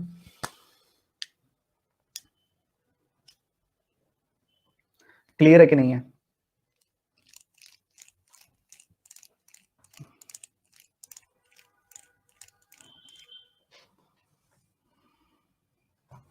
पूरा दोबारा सुन लो एक बार, पूरा दोबारा बता रहा हूं, फिर आगे अगले सवाल पे मूव करेंगे सीधा। सबसे पहली बात आप फर्स्ट मिक्सचर को देखो, फर्स्ट मिक्सचर को, मुझे फर्स्ट मिक्सचर के बारे में बताओ। 210 मिल्क है, 240 पानी है, इसको 7:8 बोल सकता हूं मैं, क्या मैं ये बात बोल सकता हूं कि मिल्क और वाटर की रेशियो 7:8 है इसमें, बोल तो सकता हूं, बिल्कुल बोली जा सकती है ये बात। और टोटल क्वांटिटी कितनी है इसकी 210 + 240 यानी कि 450 लीटर्स टोटल क्वांटिटी है इसकी, ये बात भी मैं बोल सकता हूं, बिल्कुल बोली जा सकती है सर। अब हमसे अगर कोई पूछे इसमें मिल्क मिल्क का कितना हिस्सा है, तो आप कहोगे 7 और 8, टोटल तो है ये 15, 8 + 7 टोटल तो है ये 15, और मिल्क कितना है, मिल्क है 7, तो 7/15 हिस्सा मिल्क का है, ये बात मैं बोल सकता हूं, 7/15 हिस्सा मिल्क का है पहले वाले में। दूसरे वाले में 55% मिल्क है, 55% है मिल्क का क्या मतलब हुआ, 55% की फ्रैक्शन होती है 11/20, तो दूसरे वाले में 11/20 हिस्सा मिल्क का है। जब इन दोनों को मिक्स कर दिया तो जो नया मिक्सचर बना उसमें 47.5% मिल्क है, 47.5% को मैं लिख सकता हूं 95/2, 95% होता है 19 टाइम्स ऑफ 5%,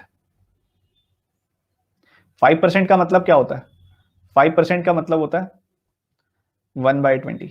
तो ये क्या बन गया, 19/40 बन गया।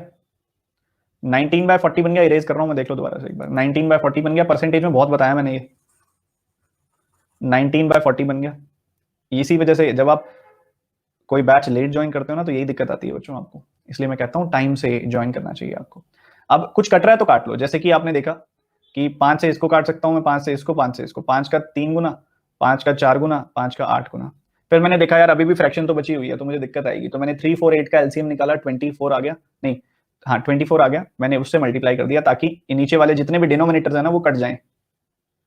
तो 24 से मल्टीप्लाई कर दिया। तो ये 3 का 8 टाइम्स कट गया, 4 का 6 टाइम्स कट गया, 8 का 3 टाइम्स कट गया। तो 7 8 जा, यहाँ 7 8 जा 56 आ गया, 11 6 जा 66 आ गया, 19 3 जा 57 आ गया। एलिगेशन लगाया, यहाँ पे मिला 9, यहाँ पे मिला 1। 9:1 आएगी क्वांटिटी की रेशियो। क्यों आएगी मैं बता चुका हूं, फिर भी दोबारा बता रहा हूं। चाहे आप मिल्क परसेंटेज पे एलिगेशन लगाओ, चाहे लगाओ आप मिल्क फ्रैक्शन पे, दोनों ही में क्या करोगे आप, quantity of milk by total quantity. Denominator में तो टोटल क्वांटिटी लिखोगे ना आप, तो टोटल क्वांटिटी की रिस्पेक्ट में वो वैल्यूज कैलकुलेट की जाती है। तो यहाँ रेशियो भी टोटल क्वांटिटी की आई है। तो 9:1 जो रेशियो आई है टोटल क्वांटिटी की आई है, जिसमें से 9 यूनिट्स की वैल्यू है 450, क्योंकि पहली वाली क्वांटिटी है 450। तो 9 यूनिट्स की वैल्यू 450 लीटर है, तो 1 यूनिट की वैल्यू आ गई 50 लीटर। और वही पूछी हुई है हमसे कि ये 1 यूनिट की वैल्यू क्या है। अब मेरा सवाल है कि अगर मैं यही सवाल वाटर परसेंटेज पे लगाता तो क्या मेरा सेम आंसर आता या अलग आंसर आता, या आता भी कि नहीं?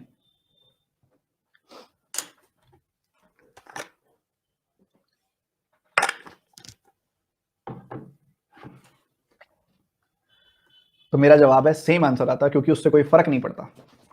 क्विक लगा के दिखा रहा हूं मैं, क्विक सुनो कैसे। अगर यहां पे मिल्क फ्रैक्शन है 7/15, तो वाटर फ्रैक्शन क्या आएगा 8/15। टोटल तो 7 + 8 15 है ना, तो वाटर कितना हुआ 8/15। यहां पे अगर 55% मिल्क है तो बाकी 45% वाटर होगा। बाकी का 45% क्या होगा, वाटर होगा। 45% की फ्रैक्शन क्या होती है 9/20। अगर 47.5% मिल्क है, अभी हमने क्या फ्रैक्शन निकाली थी 19/40, 19/40 निकाली थी ना। 19/40 किसकी आई थी, मिल्क की। तो 1 - 19/40 कर लो, चाहे 21/40 आ जाएगी वैल्यू, तो उतना होगा वाटर। या ऐसे देख लो 47.5% अगर मिल्क है तो बाकी 52.5% वाटर होगा। 52.5% क्या होता है 50% + 2.5%। 50% मतलब हाफ, 2.5% मतलब 1/40। तो इसको सिंप्लीफाई करोगे तब आपके पास 21/40 आ जाएगा। तो कैसे मर्जी देख लो, सेम कॉन्सेप्ट यहां लगाएंगे। जो कट रहा है काट लो, 5 से काटा 3 गुना, 4 गुना, 8 गुना। फिर 3 4 8 का एलसीएम 24 होता है, उससे मल्टीप्लाई कर दो। तो यहां बना 3 का 8 गुना, यहां बना 4 का 6 गुना, यहां बना 8 का 3 गुना। तो 8 8 जा 64, 9 6 जा 54, 21 3 जा 63। यहां एलिगेशन लगा दो, यहां सब्ट्रैक्ट किया 1 आया, यहां सब्ट्रैक्ट किया 9 आया।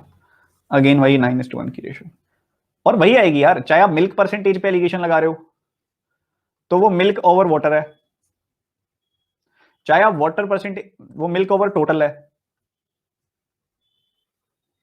और अगर आप वाटर परसेंटेज पे एलिगेशन लगा रहे हो तो वो वाटर ओवर टोटल है, तो वो वाटर ओवर टोटल है। तो टोटल क्वांटिटी ही रेशियो मिलेगी आपको, टोटल क्वांटिटी की ही रेशियो मिलेगी आपको। ठीक है, कुछ बच्चे मैं देख रहा हूं जितना एफर्ट मैं डाल रहा हूं उसका 10% भी नहीं डाल रहे हैं। बच्चों आप बेशक 10% भी मत डालो एफर्ट, पर फिर एक्सपेक्टेशन भी मत रखो। फिर आपको एक्सपेक्टेशंस भी नहीं रखनी चाहिए कि आपका रिजल्ट अच्छा आएगा, आप सिलेक्ट हो जाओगे। दोनों चीजें होती हैं।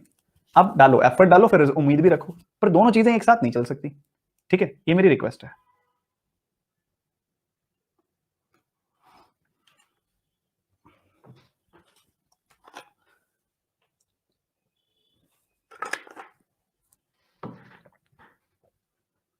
जितना मैं जोर लगाता हूं ना किसी कॉन्सेप्ट को समझाने में, आपको नहीं मिलेगा कहीं पे भी इतनी कोई इतना एफर्ट दे रहा है। बच्चे कहते हैं नहीं समझ में आ रहा। मैं देख रहा हूँ टीचर लिटरली ये बोल देते हैं, यार तुमको तो कुछ समझ ही नहीं आता, रिवाइज कर लेना अपने आप क्लास के बाद। ऐसे बोल रहे होते हैं टीचर, ऐसे बोल रहे होते हैं।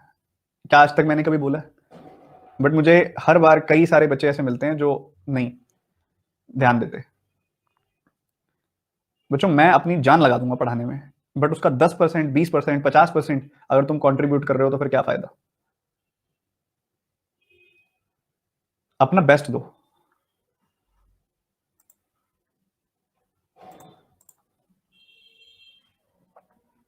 अक्सर मैं एग्जांपल देता हूं, चाहे कितनी तेज बारिश हो रही हो, पर अगर आपने अपना बर्तन उल्टा रखा हुआ है ना, कभी भर नहीं सकता। आपने अपना बर्तन जो है अगर बारिश में ऐसे उल्टा करके रखा हुआ है ना, तो कभी भर नहीं सकता। वो बर्तन सीधा रखना पड़ेगा, तभी भरेगा वो। काफी सारे बच्चे बैठे होते हैं ऐसे आराम से, कभी सुनेंगे, कभी इधर उधर ध्यान देंगे, फिर बीच में कुछ और किसी की ध्यान यादों में खो जाएंगे, फिर एकदम से कहते हैं सर ये फलानी चीज कैसे आई थी। बच्चों आपका गोल ना स्कूल स्टूडेंट से अलग है। स्कूल स्टूडेंट्स ने ना बस अच्छे मार्क्स लाने हैं, ताकि फिर छुट्टियों में ना नानी के घर घूमने जा सके। ठीक है, आपकी रिस्पॉन्सिबिलिटीज अलग है। ठीक है, कदर करो उनकी। टोटल मिक्सचर जो है ए और बी, उसमें अल्कोहल और वाटर है। देखो यार, इसको थोड़ा सा अलग तरीके से देखते हैं, मतलब 2-3 अप्रोचेस के मैं आपको बता सकता हूँ। सबसे पहला अप्रोच आपने देखा कि यहाँ पे अल्कोहल कितना है, 9/20 है। यहाँ पे अल्कोहल कितना है, 13/20 है। यहाँ पे अल्कोहल कितना है, सॉरी यहाँ पे इनको किस रेशो में मिक्स कर दिया, 3:2 की रेशो में मिक्स कर दिया। तो ये 9:2 आपके सामने है, ये वैल्यू 9/20 है, 13/20 है। क्या हम इसको परसेंटेज में नहीं लिख सकते, क्योंकि हमसे पूछा भी बाद में परसेंटेज में ही है। तो 9/20 की क्या परसेंटेज होती है, 45%। 9/20 किस परसेंटेज की फ्रैक्शन होती है, 45% की। और ये 13/20 किसकी फ्रैक्शन होती है, किसकी होती है, 65% की। इनका अगर आप डिफरेंस निकालोगे आपको मिलेगा 20% का डिफरेंस। 20% को 3:2 में ब्रेक करोगे आपको मिलेगा 12% और 8%। 65 में से आपने इसको घटाया, आपको 12 मिला, मतलब ये नंबर क्या है, 53% है। और 53 में से 45 घटाओगे तो 8% आ रहा है। ठीक है, तो इस तरीके से कर सकते हो। बट अगर आपको कोई ऐसा क्वेश्चन मिलता है ना कि किसी चीज में मिल्क और वाटर 9:11 है, दूसरे में 13:7 है, उसको किसी रेशियो में मिक्स करना है, तो बच्चों मैं आपको सजेस्ट करूंगा आप रेशियो वाला मेथड लगाओ, उसके अंदर ज्यादा बेटर रहेगा। अगर आप इन दोनों का सम देखते हो तो 20 आ रहा है, इन दोनों का सम देखते हो तो 20 आ रहा है। 3:2 में मिक्स करना है तो इसको 3 से मल्टीप्लाई, इसको 2 से मल्टीप्लाई, इसको 3 से तो इसको भी 3 से, इसको 2 से तो इसको भी 2 से। ठीक है, ये आ जाएगा 27, ये आ जाएगा 26, जोड़ दिया आपने 53 आ गया वैल्यू। ये आ जाएगी वैल्यू 33, ये वैल्यू आ जाएगी 14, तो ये आ गया 47। तो ये आपसे पूछ रहा है कि percentage of alcohol in the final mixture. Total mixture कितना है 100, एल्कोहल कितना है 53, तो ये आ जाएगा 53%। ठीक है, जब आपने मिक्स करना हो ना, तो आपको मैंने जो रेशियो वाले चैप्टर में रेशियो मेथड पढ़ाया हुआ है ना, वो लगाओ। ठीक है, वो ज्यादा बेटर है, फार बेटर है किसी भी और मेथड से, किसी भी एलिगेशन से फार बेटर है। वो एलिगेशन मैंने बता दिया, लगा सकते हो आप, बट फार बेटर है। कोई भी और मेथड लगाने की बजाय आप वो वाला लगाओ, ज्यादा आपका टाइम सेव होगा। ये बनाओ जल्दी से।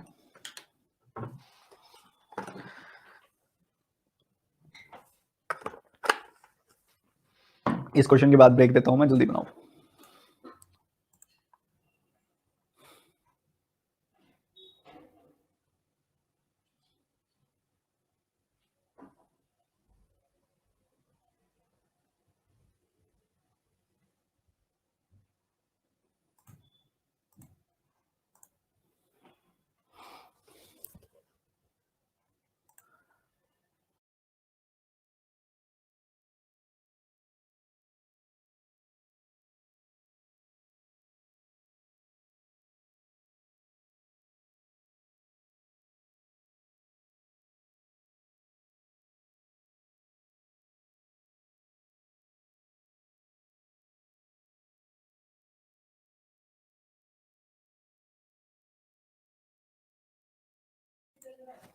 देखो जी, जैसा कि मैंने आपको बताया, आप लगाइए वही मेथड जो आपको बताया मैंने, कि एक मिक्सचर है 3:7 का, एक मिक्सचर है 19:21 का। इसमें अगर आप टोटल क्वांटिटी देखेंगे तो 10 है, इसमें टोटल क्वांटिटी देखेंगे तो 40 है। इसको हमने मिक्स करना है 4:3 की रेशियो में। तो पहले तो इनको सेम बना लो, सेम बनाया मतलब इसको मल्टीप्लाई किया 4 से, तो ये सेम बन गया। उसके बाद इनको 4:3 में मिक्स करना है हमने, तो इसको 4 से मल्टीप्लाई कर दो, इसको 3 से मल्टीप्लाई कर दो। तो इफेक्टिवली ऊपर 16 से मल्टीप्लाई किया हमने, तो 16 से यहाँ, 16 से यहाँ, 16 से यहाँ, और 16 सॉरी 3 से नीचे मल्टीप्लाई किया हमने। तो ये क्या बन गया, ये बन गया 48। ये क्या बन गया 16 का 7 टाइम्स यानी कि 112। ये क्या बन गया 19 का 3 टाइम्स यानी कि 57। और ये क्या बन गया 61 का 3 टाइम्स यानी कि 63। इनको जोड़ दो। अगर यहाँ 52 होता तो यहाँ हमें मिलता 100, पर ये 2 5 ज्यादा है तो 105 आ गई वैल्यू। यहाँ वैल्यू क्या आ गई 175। ठीक है, तो हमसे क्या पूछा जा रहा है कि वाटर कितना होगा फाइनल मिक्सचर में, तो वाटर होगा 175। टोटल मिक्सचर कितना होगा 280। ठीक है, तो कुछ ऐसे चल रहा होगा। तो आप 5 से कैंसिल करोगे तो आपको मिल जाएगा 56, और नहीं तो यहाँ पे आप 7 से कैंसिल कर दो। 7 से कैंसिल किया ये आ गया 25, 7 से कैंसिल किया ये आ गया 40, 5 से कैंसिल किया ये आ गया 5, और ये 8 आ गया, 5/8 आ गया, यानी कि 62.5% आ गया। इस तरीके से हो जाएगा। बट अगर देखो कहीं पे ना परफेक्टली परसेंटेज बन जाएंगे, कहीं पे परफेक्टली परसेंटेज नहीं बनेंगे। तो जहां पे परफेक्टली परसेंटेज बन रहे हैं, जैसे कि ये, यहाँ तो आप एलिगेशन भी लगाओगे तो बहुत स्मूथ जाएगा, पर कई की जगह पे ना परफेक्टली परसेंटेज नहीं बन रहे होंगे, तो वहां पे आप रेशो मेथड लगा देना। अब यहाँ पे आप देखोगे तो परफेक्टली परसेंटेज बन रहे हैं कैसे। आपने देखा कि वाटर का पूछ रहा है फाइनल मिक्सचर में, तो शुरू में वाटर कितना है 7/7 + 3, यानी कि 70% वाटर है। और यहाँ कितना वाटर है 21/19 + 21, यानी कि 21/40, यानी कि 52.5% वाटर है। ये 52.5% होता है, आप निकाल के देखो, मल्टीप्लाई करके देखो, पीछे भी आया था अभी। और अगर आपने मिक्स कर देना है इनको, किस रेशो में मिक्स कर रहे हो आप इनको, 4:3 की रेशो में। ठीक है, 4:3 की रेशो में मिक्स कर रहे हो आप, तो इनका डिफरेंस निकालोगे 17.5% आ गया। 17.5% को आप 4:3 में ब्रेक करोगे तो 10% एंड 7.5% आएगा। तो 70 में से क्या नंबर घटाओगे, आपकी 7.5% आ जाएगा। 62.5% घटाओगे, और 62.5% माइनस 52.5% 10 होता है, तो ये ऐसे आ गया। तो इस वाले में ऑब्वियसली एलिगेशन बेटर रहा। क्यों एलिगेशन बेटर रहा, क्योंकि यहाँ परफेक्टली परसेंटेज बन गए। अगर यही फ्रैक्शन छूट जाते तो ये लेंदी हो जाता, तो फ्रैक्शन छूटने लगे तो वो करने की बजाय फिर रेशो कर लो। समझ रहे हो।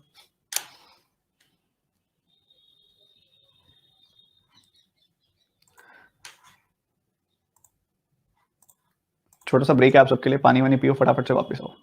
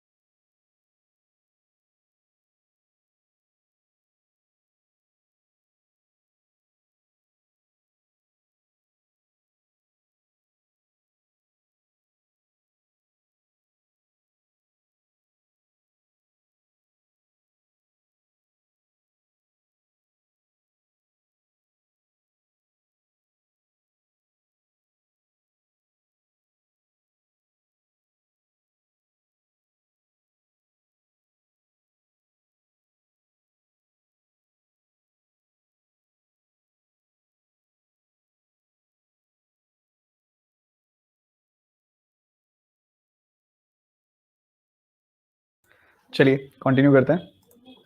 अरे एक मिक्सचर है जिसमें 220 लीटर्स है, 140 लीटर्स, उसको कंप्लीटली मिक्स कर दिया एक ऐसी क्वांटिटी के साथ जिसमें 44.44% मिल्क सॉल्यूशन है।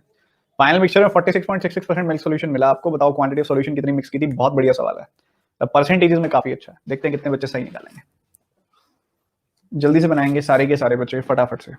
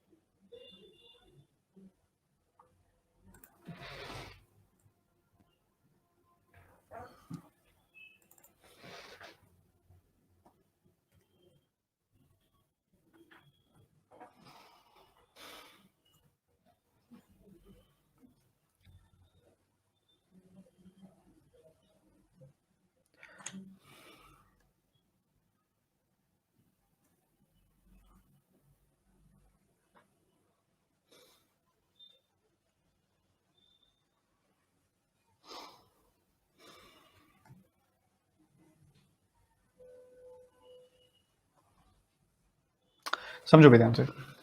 पहले वाला अगर आप मिक्सचर देखोगे, आपको पता है कि इसकी टोटल क्वांटिटी अपने पास है। टोटल क्वांटिटी कितनी है? 360 लीटर्स है।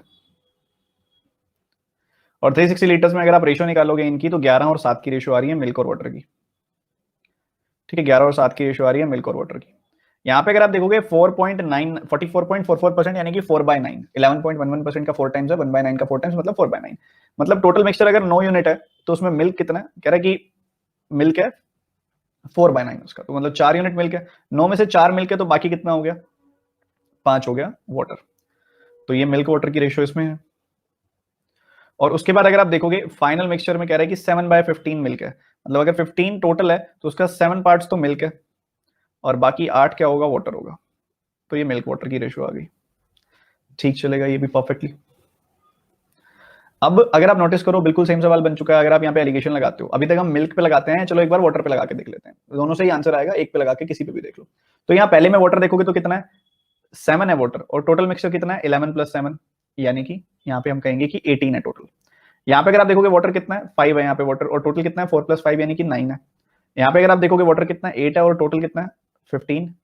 8 + 7 15। ठीक है, आपने यहाँ पे एलिगेशन लगा दिया। पहला नंबर आया 7/18, दूसरा नंबर आया 5/9, और तीसरा नंबर आपको देखने को मिला 8/15। कुछ कट रहा है तो काट लो, जैसे कि 3 से कट रहा है, 6 गुना 3 का 3 गुना 3 का 5 गुना 3 6 5 का एलसीएम क्या होता है? तीनों में कुछ कॉमन ही नहीं है। सॉरी, 6, 3 और 6 में कॉमन है बस, तो 30 एलसीएम आ जाएगा। ठीक है, 6 5 और 3 का एलसीएम क्या आएगा? 30। तो 30 से मल्टीप्लाई कर दो। 30 से मल्टीप्लाई करोगे, 6 का 5 गुना कट गया, 3 का 10 गुना कट गया, 5 का 6 गुना कट गया। तो यहाँ क्या आया? 7 5 जा 35, 5 10 जा 50, 6 8 जा 48। सब ट्रिक किया, यहाँ वैल्यू आई 2 यूनिट, यहाँ वैल्यू क्या आई? 13 यूनिट। तो 2:13 की रेशियो आ गई है क्वांटिटी की। ठीक है, पहले वाली क्वांटिटी आपको पता है 360 लीटर है, तो 2 यूनिट की वैल्यू आई 360 लीटर। तो 1 यूनिट की वैल्यू क्या आएगी? 1 यूनिट की वैल्यू आ गई 180 लीटर। तो 13 यूनिट की वैल्यू क्या आएगी? 13 गुना 180। 13 × 18 कर दो, कैसे करोगे? 18 180 और 54, यानी कि ये वैल्यू आ जाएगी 234, और एक जीरो लग जाएगी पीछे, 2340 आपका आंसर आ जाएगा, जो कि फर्स्ट ऑप्शन है। सेम सवाल हम ऑलरेडी कर चुके हैं, सभी को क्लियर है? सेम इसमें क्रॉस मेथड भी लगा सकते थे। ठीक है, वो आपको बता चुका हूं कैसे लगाते हैं। ठीक है, तो इस टाइप के काफी का सवाल कर लिया हमने, और आगे भी करेंगे। रेशो से हो जाएगा, बिल्कुल हो जाएगा क्रॉस मेथड लगा के। अगला सवाल आप बनाएंगे ये वाला।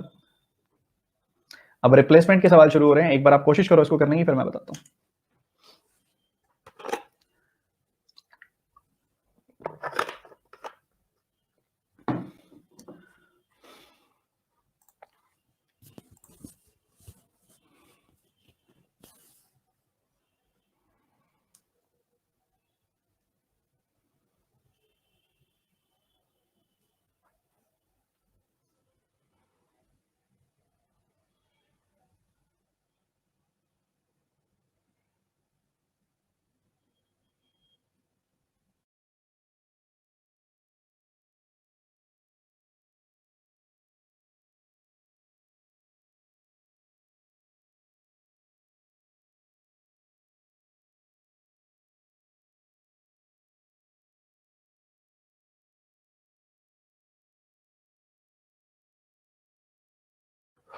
देखो यार, इसको सवाल को शुरू करने से पहले एक बार मैं आपको बताना चाहूंगा कि इसका एक फॉर्मूला होता है।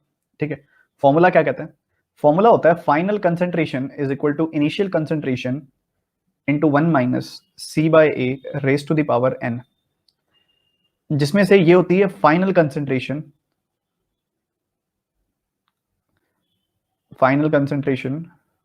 ऑफ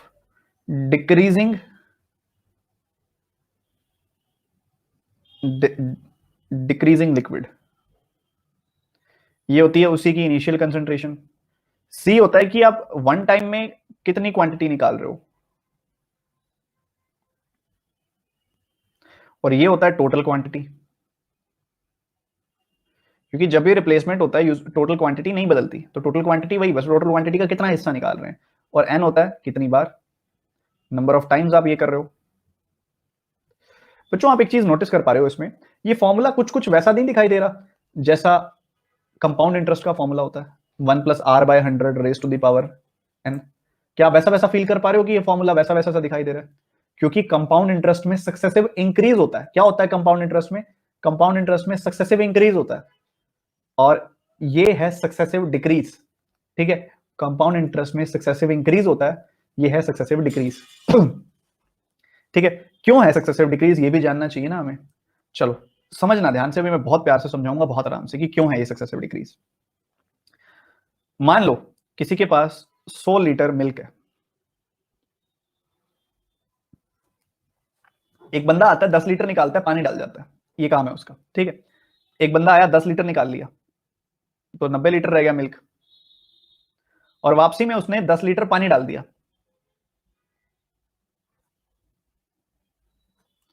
ठीक बात है, इतनी बात में कोई दिक्कत नहीं है। 10 लीटर मिल्क निकाला, पहले प्योर मिल्क होता था, 10 लीटर मिल्क निकाल लिया, फिर पानी डाल दिया उसमें, तो 10 लीटर पानी आ गया। पहले पानी नहीं होता था, इसमें अब पानी आ गया। मैं कह सकता हूं कि अभी एक तरह से मिल्क वाटर का एक मिक्सचर बन चुका है अभी ये, जिसमें 9:1 की रेशियो है, और टोटल क्वांटिटी 100 लीटर है, ऐसा भी तो बोल सकता हूं मैं। अभी बंदा दोबारा आया, जब ये दोबारा आएगा और निकालेगा, तो क्या मिल्क निकलेगा? अब मिक्सचर निकलेगा, क्योंकि वो मिक्सचर बन चुका है, दूध और पानी का एक मिक्सचर बन चुका है। अब वो बंदा 10 लीटर निकालेगा तो वो मिक्सचर निकलेगा। ठीक बात है। और अगर वो बंदा मिक्सचर निकालेगा 10 लीटर में क्या 9 लीटर मिल्क निकलेगा और 1 लीटर वाटर निकलेगा, क्योंकि 10 लीटर को 9:1 में ब्रेक करोगे तो 9 लीटर एंड 1 लीटर आएगा। तो मैं ये बोलूं कि अब इसमें से 9 लीटर मिल्क निकल गया, 1 लीटर पानी निकल गया, और इसके बदले में वो क्या करेगा? 10 लीटर पानी डाल देगा। 10 लीटर उसने पानी डाल दिया। तो ये इफेक्टिवली वैल्यू, शुरू में वैल्यू ये थी, इसको रेड कलर में दिखाता हूं मैं, जो वैल्यू दिखाना चाह रहा हूं, शुरू में वैल्यू मिल्क की ये थी, अब वैल्यू मिल्क की ये हो गई, और अब उसने जब 9 लीटर निकाल लिया है तो वैल्यू हो गई है 81 लीटर, और इसकी वैल्यू क्या हो गई है? 10 - 1 9 + 10 19। ठीक बात है यार, कोई बात नहीं, कोई दिक्कत वाली बात नहीं होनी चाहिए। ठीक है, अगर कोई वैल्यू पहले 100 लीटर थी, अब 90 लीटर हुई, फिर 81 लीटर हो गई, 100 लीटर हुई, 100 लीटर थी, फिर 90 हुई, फिर 81 हो गई, तो मैं कह सकता हूं कि डायरेक्टली ये वैल्यू 10 से 9 होती जा रही है। इन दोनों की रेशियो देखो क्या है, 10:9। इन दोनों की रेशियो क्या है? 10:9। तो मैं कह सकता हूं कि वैल्यू 10:9 10:9 होती जा रही है, और सक्सेसिव, यहां वैल्यू सक्सेसिवली डिक्रीज हो रही है। यहां पे आप देखोगे कितना कम हो गया? 10 कम हो गया। यहां पे आप देखोगे 9 कम हो गया। तो 10 जो है वो 100 का 10% है, 9 जो है वो 90 का 10% है। हर बार वैल्यू 10% कम हो रही है, क्योंकि 10 लीटर की रिप्लेसमेंट हो रही है ना, तो वैल्यू 10% कम हो रही है, फिर कम हुई वैल्यू फिर 10% कम हो रही है। तो इसको क्या बोलते हैं? क्या इसको हम सक्सेसिव नहीं बोलते? बताओ, क्या इसको हम सक्सेसिव नहीं बोलते? बोलते हैं ना सक्सेसिव, पढ़ा हुआ है ना मुझसे सक्सेसिव। तो बच्चों, आप हो समझदार बच्चे, यहां पे मुझे एक बात बताओ, हमको फॉर्मूला की जरूरत पड़ेगी? फिर हम तो प्रो हो जाएंगे यार, फॉर्मूला की क्या जरूरत पड़ेगी फिर? एक बात बताओ, 45 लीटर्स जो होते हैं वो 300 लीटर का कितना परसेंट होता है? बच्चा भी बता देगा कि 15% होता है। आपको तो अब मैं सिखा चुका हूं परसेंटेज, 15% होता है ना। 45 लीटर 300 का 15% होता है। 15% की फ्रैक्शन क्या होती है? 3/20। अगर ये 3/20 से वैल्यू कम करेंगे तो वैल्यू कैसे हो जाएगी? 20 पे 3 कम होकर 17 हो जाएगी पहली बार। तो एक बार इन्होंने ऐसा किया, फिर एक बार कहते हैं दोबारा किया ऐसा सेम, तो दोबारा से वैल्यू 20 से 3 कम होके हो गई 17। तो जो वैल्यू शुरू में 400 थी, वो वैल्यू अब रह गई है 289। ठीक बात है, ठीक बात है। पर क्या शुरू में वैल्यू 400 थी? नहीं, शुरू में वैल्यू 300 थी। तो 400 से 300 जाना है, कैसे जाएंगे? 3/4 कर देंगे। तो आप इसका भी 3/4 कर दो, आपका आंसर आ जाएगा। कैसे करेंगे 3/4? 289 का 3/4 करना है ना, इसको लिखो 288 + 1। ठीक है, वैसे ही लिख दिया कैलकुलेशन के लिए। ठीक है, इसका 3/4 कर दो, आसान हो जाएगा। तो इसका 3/4 किया और इसका भी 3/4 किया। ठीक बात है। 3/4 ऑफ 288 ये क्या हो जाएगा? 216, और 3/4 ऑफ 1 क्या हो जाएगा? 3/4 ही, मतलब 0.75। तो 216.75। कितना सुंदर सवाल था, देखो हमने क्या बना दिया सवाल का, देखो कितना अच्छा सवाल होता था। हमको लगाने की जरूरत नहीं, हम हर जगह सक्सेसिव लगा देते हैं, और ये आपको कहीं नहीं मिलेगा। आप पढ़ाने लग गए होंगे, बट हाँ, ये मैंने इसमें इजाद किया था। अब ये कई जगह पढ़ाने लगे हैं अभी, बट ये बनाया गया था। ये क्वेश्चन फॉर्मूला से ही कराया जाता था हमेशा, अब इसको हमने सक्सेसिव में कन्वर्ट कर दिया। ठीक है, अभी और भी सीखेंगे यार, अभी और भी सीखेंगे। अब एक बच्चा कह रहा है फॉर्मूला से करवा दो प्लीज, क्या फायदा हुआ? फॉर्मूला से कराऊंगा, अभी मैं आगे क्वेश्चन कराऊंगा वो फॉर्मूला में लगेगा ही नहीं, फिर क्या फायदा होगा? सीखो जो चीज, या तो वही बात होती है कि घर में चाहे कितनी भी अच्छी अच्छी चीजें सीखने को मिल रही हो, फिर भी हमने बात तो वही सीखनी है, वही एक कन्वेंशनल चीज की तरफ ही जाना है। ठीक है, घर पे बहुत ज्यादा ना वो क्या कहते हैं उसको, सहूलियत हो, फिर भी हमने उनका इस्तेमाल नहीं करना। अब वही बात है सर, अल प्लस पे आ चुके हैं हम, हमको एक्सेस है अच्छे अच्छे कॉन्सेप्ट की, पर हम वही करेंगे, वही सब घिसा पिटा तो सब कर रहे हैं, फिर क्या फायदा हुआ आने का? वो तो यूट्यूब से भी कर ही रहे थे आप। सीखने वाले बनो बच्चों। अब कई बच्चे क्यों दूर भागते हैं? क्योंकि सक्सेसिव नहीं पढ़ा हुआ। पढ़ लो फिर, इसी इसी कोर्स में कराया हुआ है। अब ये सवाल है, इसमें तुम फॉर्मूला लगा ही नहीं सकते, वो वाला लगा के दिखाओ फॉर्मूला।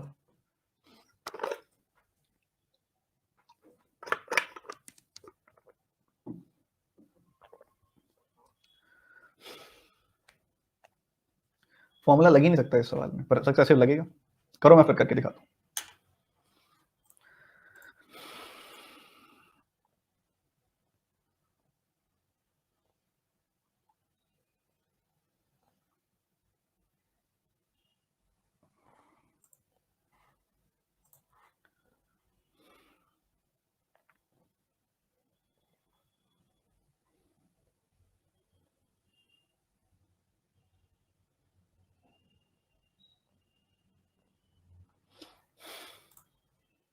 देखो यार, सबसे पहले हमने क्या किया है, 160 में से 40 लीटर निकाला है। 40 जो होता है 160 का कितना परसेंटेज होता है?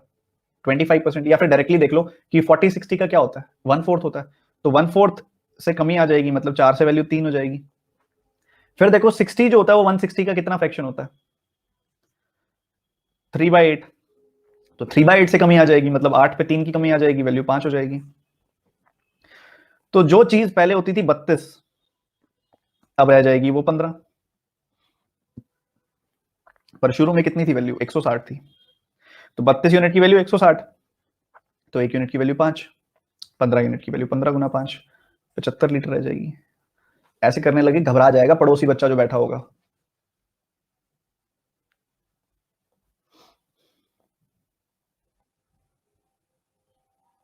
लिखा है कि सर फलाने फलाने सर कराते हैं। देखो जब मैं पढ़ता था तब तो कोई भी नहीं कराता था इस वाले कॉन्सेप्ट में सक्सेसिव। अब पता नहीं उन्होंने भी ऐसे ही इजाद कर लिया है या हमारी तरफ से लीक हुआ है, अब क्या ही कह सकते हैं।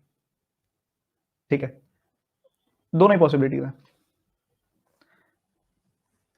तो क्योंकि भाई आपको, मुझे तो बहुत देखने को मिलते हैं इधर उधर लीक, मतलब ताजा ताजा चला जाता है ना। मतलब एक एक दो बार तो मैंने ऐसे देखा है कि वही बंदे की वीडियो में मैंने उसी कॉन्सेप्ट को एक अलग तरीके से बताते हुए देखा था, और बाद में जब मैंने बता दिया तो उसके बाद वो जब नेक्स्ट टाइम वो करा रहा था तो उसको वही मेरे वाले तरीके से बता रहा था। तो इसको मैं क्या बोलूं? तुम समझदार हो। इस बार इसने पता क्या है, पिछले क्वेश्चन में ना सेम मिक्सचर निकाला था इसने, 45 लीटर निकाला, 45 लीटर फिर दोबारा निकाला, वन मोर टाइम सेम चीज की थी। इस बार इसने पता क्या कर दिया, पहले 40 लीटर निकाला, फिर 60 लीटर निकाला। तो सबसे पहली बात, 40 160 का कितना फ्रैक्शन होता है, और 60 160 का कितना फ्रैक्शन होता है, ये देख लो।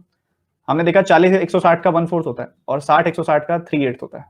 तो पहले 1/4 से वैल्यू कम हो जाएगी, मतलब 4 पे 1 कमी आ जाएगी, 3 हो जाएगी वैल्यू। फिर 3/8 से वैल्यू कम हो जाएगी, मतलब 8 पे 3 की कमी आ जाएगी, 5 हो जाएगी वैल्यू। वर्टिकली मल्टीप्लाई कर दिया, तो वैल्यू जो होगी वो 32 से हो जाएगी 15। तो 32 यूनिट की वैल्यू कितनी है? 160 लीटर। तो 1 यूनिट की वैल्यू हो गई 5 लीटर, तो 15 यूनिट की वैल्यू हो जाएगी 15 गुना 5 लीटर, यानी कि 75 लीटर। समझ गए कि नहीं समझे?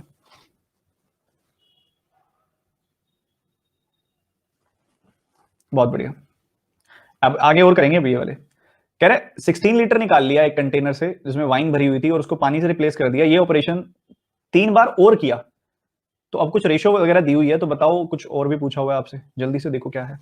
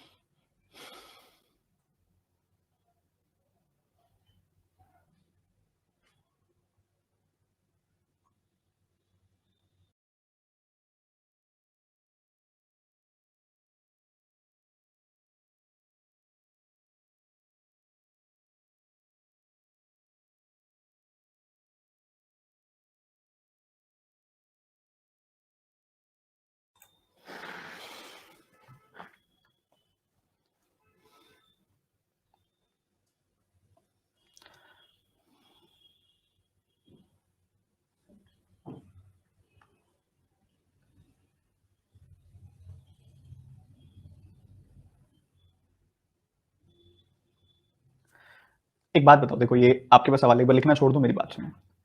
पहले ना देखो प्योर वाइन होती थी, शुरू में कह रहा है कि फुल ऑफ वाइन था, प्योर वाइन थी, हमने 4 बार रिप्लेसमेंट की उसके अंदर से, 4 बार रिप्लेसमेंट की, और अब वो कह रहा है कि अब इसमें वाइन भी है और अब इसमें वाटर भी है। होना ही था, वो तो वाटर से रिप्लेसमेंट कर रहे हो तो होना ही था, ठीक है। तो कह रहा है कि ratio wine now left in the container, मतलब जो वाइन अब बची हुई है कंटेनर में वो है 256, और जो वाटर आ गया उसके साथ ही वो है 369। ऐसा कह रहा हूं, ये सवाल है 4 बार रिप्लेसमेंट करने के बाद, क्योंकि कहता है एक बार तो किया, उसके बाद 3 बार और किया, तो 4 बार रिप्लेसमेंट हो गई ना टोटल, ठीक है। अच्छा, अगर मैं पूछूं कि अगर 256 यूनिट्स वाइन है, 369 यूनिट्स वाटर है, तो शुरू में वाइन कितनी थी, क्या हम बता सकते हैं क्या यूनिट्स में? बता सकते हैं क्या? बता तो सकते हैं। क्यों? क्योंकि इस पूरे के पूरे सवाल के अंदर कोई क्वांटिटी कम ज्यादा नहीं हुई है, टोटल क्वांटिटी तो उतनी की उतनी है, क्योंकि जितना निकाला गया उतना ही पानी डाल दिया गया, रिप्लेसमेंट करके रिप्लेसमेंट की हुई है, तो टोटल क्वांटिटी नहीं बदलेगी। तो जितनी टोटल क्वांटिटी थी उतनी टोटल क्वांटिटी अभी भी है। तो 369 प्लस 256 यानी कि ये पहले 625 हुआ करती थी पूरी, और फिर रिप्लेसमेंट कर करके 256 ही रह गया वाइन, तो बाकी वाटर आ गया, ठीक है। तो मतलब मैं ऐसा कह सकता हूं कि वाइन पहले 625 थी और अब 256 रह गई, ये मैं कह सकता हूं, कह तो सकता हूं।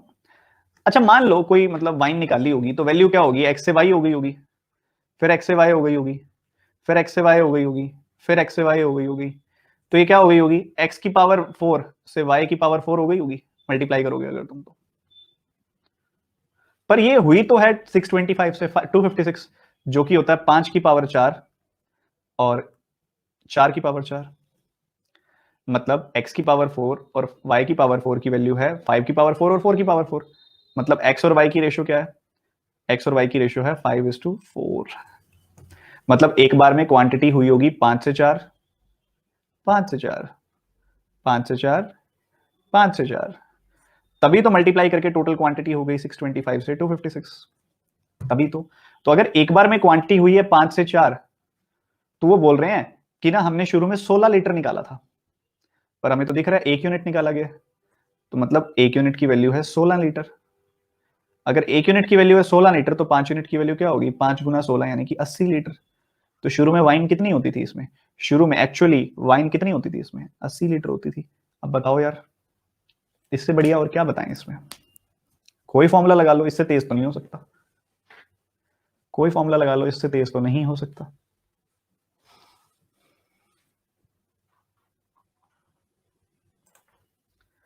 लास्ट वाला दोबारा बता देता हूं। देखो हमने देखा कि 625 थी वाइन, अब 256 हो गई, और अगर हम सक्सेसिव लगाते तो क्या करते, अगर हमें पता होता कि कितने परसेंट वाइन निकल रही है या कितना फ्रैक्शन वाइन निकल रही है, तो हम यही करते कि वैल्यू एक्स से वाई हो गई, एक्स से वाई हो गई, एक्स से वाई हो गई, एक्स से वाई होगी, वर्टिकली मल्टीप्लाई कर देते, एक्स की पावर 4 से वाई की पावर 4 हो जाती वैल्यू। बाकी जब हम कंपाउंड इंटरेस्ट पढ़ेंगे ना, वहां पे इससे भी तगड़ा तरीका बताऊंगा इन इसके साथ खेलने का, ठीक है, तब बताऊंगा, अभी थोड़ा रुक जाओ। तो अभी हमने देखा कि वैल्यू y की पावर x की पावर 4 से y की पावर 4 हो जाए, पर अगर आप ध्यान से देखो तो ये 25 का स्क्वायर होता है और 25 खुद 5 का स्क्वायर होता है, तो ये 5 की पावर 4 है। वैसे ये 16 का स्क्वायर होता है और 16 खुद 4 का स्क्वायर होता है, तो ये 4 की पावर 4 हो गई। तो 5 की पावर 4 से 4 की पावर 4 हो रही है वैल्यू, मतलब 5 से 4, 5 से 4, 5 से 4, 5 से 4 हो रही है वैल्यू। मतलब एक बार में कितनी वैल्यू निकल रही है, एक बार में 1 यूनिट निकल रही है 5 पे, पर ये तो कह रहा है 16 लीटर निकल रही है। तो 1 यूनिट की वैल्यू 16 लीटर, तो 5 यूनिट की वैल्यू 16 का 5 गुना, यानी कि 80 लीटर आ जाएगी ना मेरे भाई, 80 लीटर आ जाएगी। शुरू में वैल्यू 80 लीटर थी, ये कह सकते हैं। तो इस तरीके से तुम खेल सकते हो, ठीक है। अभी थोड़े बहुत और क्वेश्चन भी हैं, जैसे कि ये है, अभी आगे करेंगे, आगे सीखेंगे, ये वाले कल सीखेंगे, अगली क्लास में सीखेंगे, ठीक है। कल तो आई थिंक नहीं, आज क्या फ्राइडे है क्या, आज फ्राइडे है, कल तो नहीं, अब आगे मंडे को सीखेंगे ये चीज, मंडे को नहीं, उसके बाद आपकी आगे क्लास है आई थिंक ट्यूसडे को, तो जब भी नेक्स्ट क्लास होगी तब सीखेंगे। अब आगे क्योंकि आपकी डीआई भी चलने वाली है, तो डीआई का भी होमवर्क मिलेगा, तो ऑब्वियसली ये क्लास अल्टरनेट डेज पे चलेगी इसी वजह से, तो बेनिफिट भी है क्योंकि डीआई भी मैनेज करते हुए चलनी है आपने। तो आगे अगली क्लास आपकी जो होगी वो होने वाली है कल सुबह, बॉटन स्ट्रीम की क्लास है, वैसे तो अटेंड करना चाहो कर सकते हो, अगर साथ साथ थोड़ा बहुत सीखना चाहते हो तो, ठीक है। बाकी हम डीआई शुरू कर रहे हैं मंडे से, उस बैच में एनरोल कर लेना। कैसे करोगे, मेरी प्रोफाइल पे जाओ, वहाँ पे नीचे अपकमिंग सेक्शन में दिख जाएगा, उस पर एनरोल कर लेना ताकि उसकी नोटिफिकेशन आ जाए। मंडे को सुबह 11:30 बजे बैच है वो वाला, ठीक है। तो मिलते हैं फिर उस क्लास में। करो, एंजॉय करो, पढ़ाई, क्लास रिवाइज करो, मिक्सचर एलिगेशन का होमवर्क ले लो। मिक्सचर एलिगेशन के अंदर अब आप कुछ भी बना सकते हो, जो भी पढ़ा हुआ है आप कुछ भी बन सकते हो। आप थोड़ा बहुत प्रैक्टिस के लिए रह रहा है चैप्टर, कॉन्सेप्ट वाइज सब सीख चुके हो तुम, तो इस बुक में से फिनिश कर लो। और जो बच्चे टेलीग्राम चैनल में नहीं है वो TG149 सर्च करके ज्वाइन हो जाओ, वहीं पे आपको फाइल पिन की गई मिल जाएगी, और थोड़ा स्क्रॉल करोगे, पिन वाली फाइल खोलने के बाद थोड़ा स्क्रॉल करोगे तो हिंदी मीडियम वाली फाइल्स भी मिल जाएंगी। ठीक है, तो वहां पे आप सॉल्व करो, बनाओ क्वेश्चंस को अच्छे से और खुद को और बेहतर बनाओ। ठीक है, अभी मिक्स्ड एलिगेशन फिनिश कर दो इस बुक में से, और जो बच्चा एस बना चुका है वो क्वांटम कैट बाय सर्वेश के वर्मा बना ले, उसकी PDF भी आपको इसी ग्रुप के फाइल सेक्शन में मिल जाएगी। ठीक है, तो करो सॉल्व और अपने आप को बेटर बनाओ। Bye, God bless you.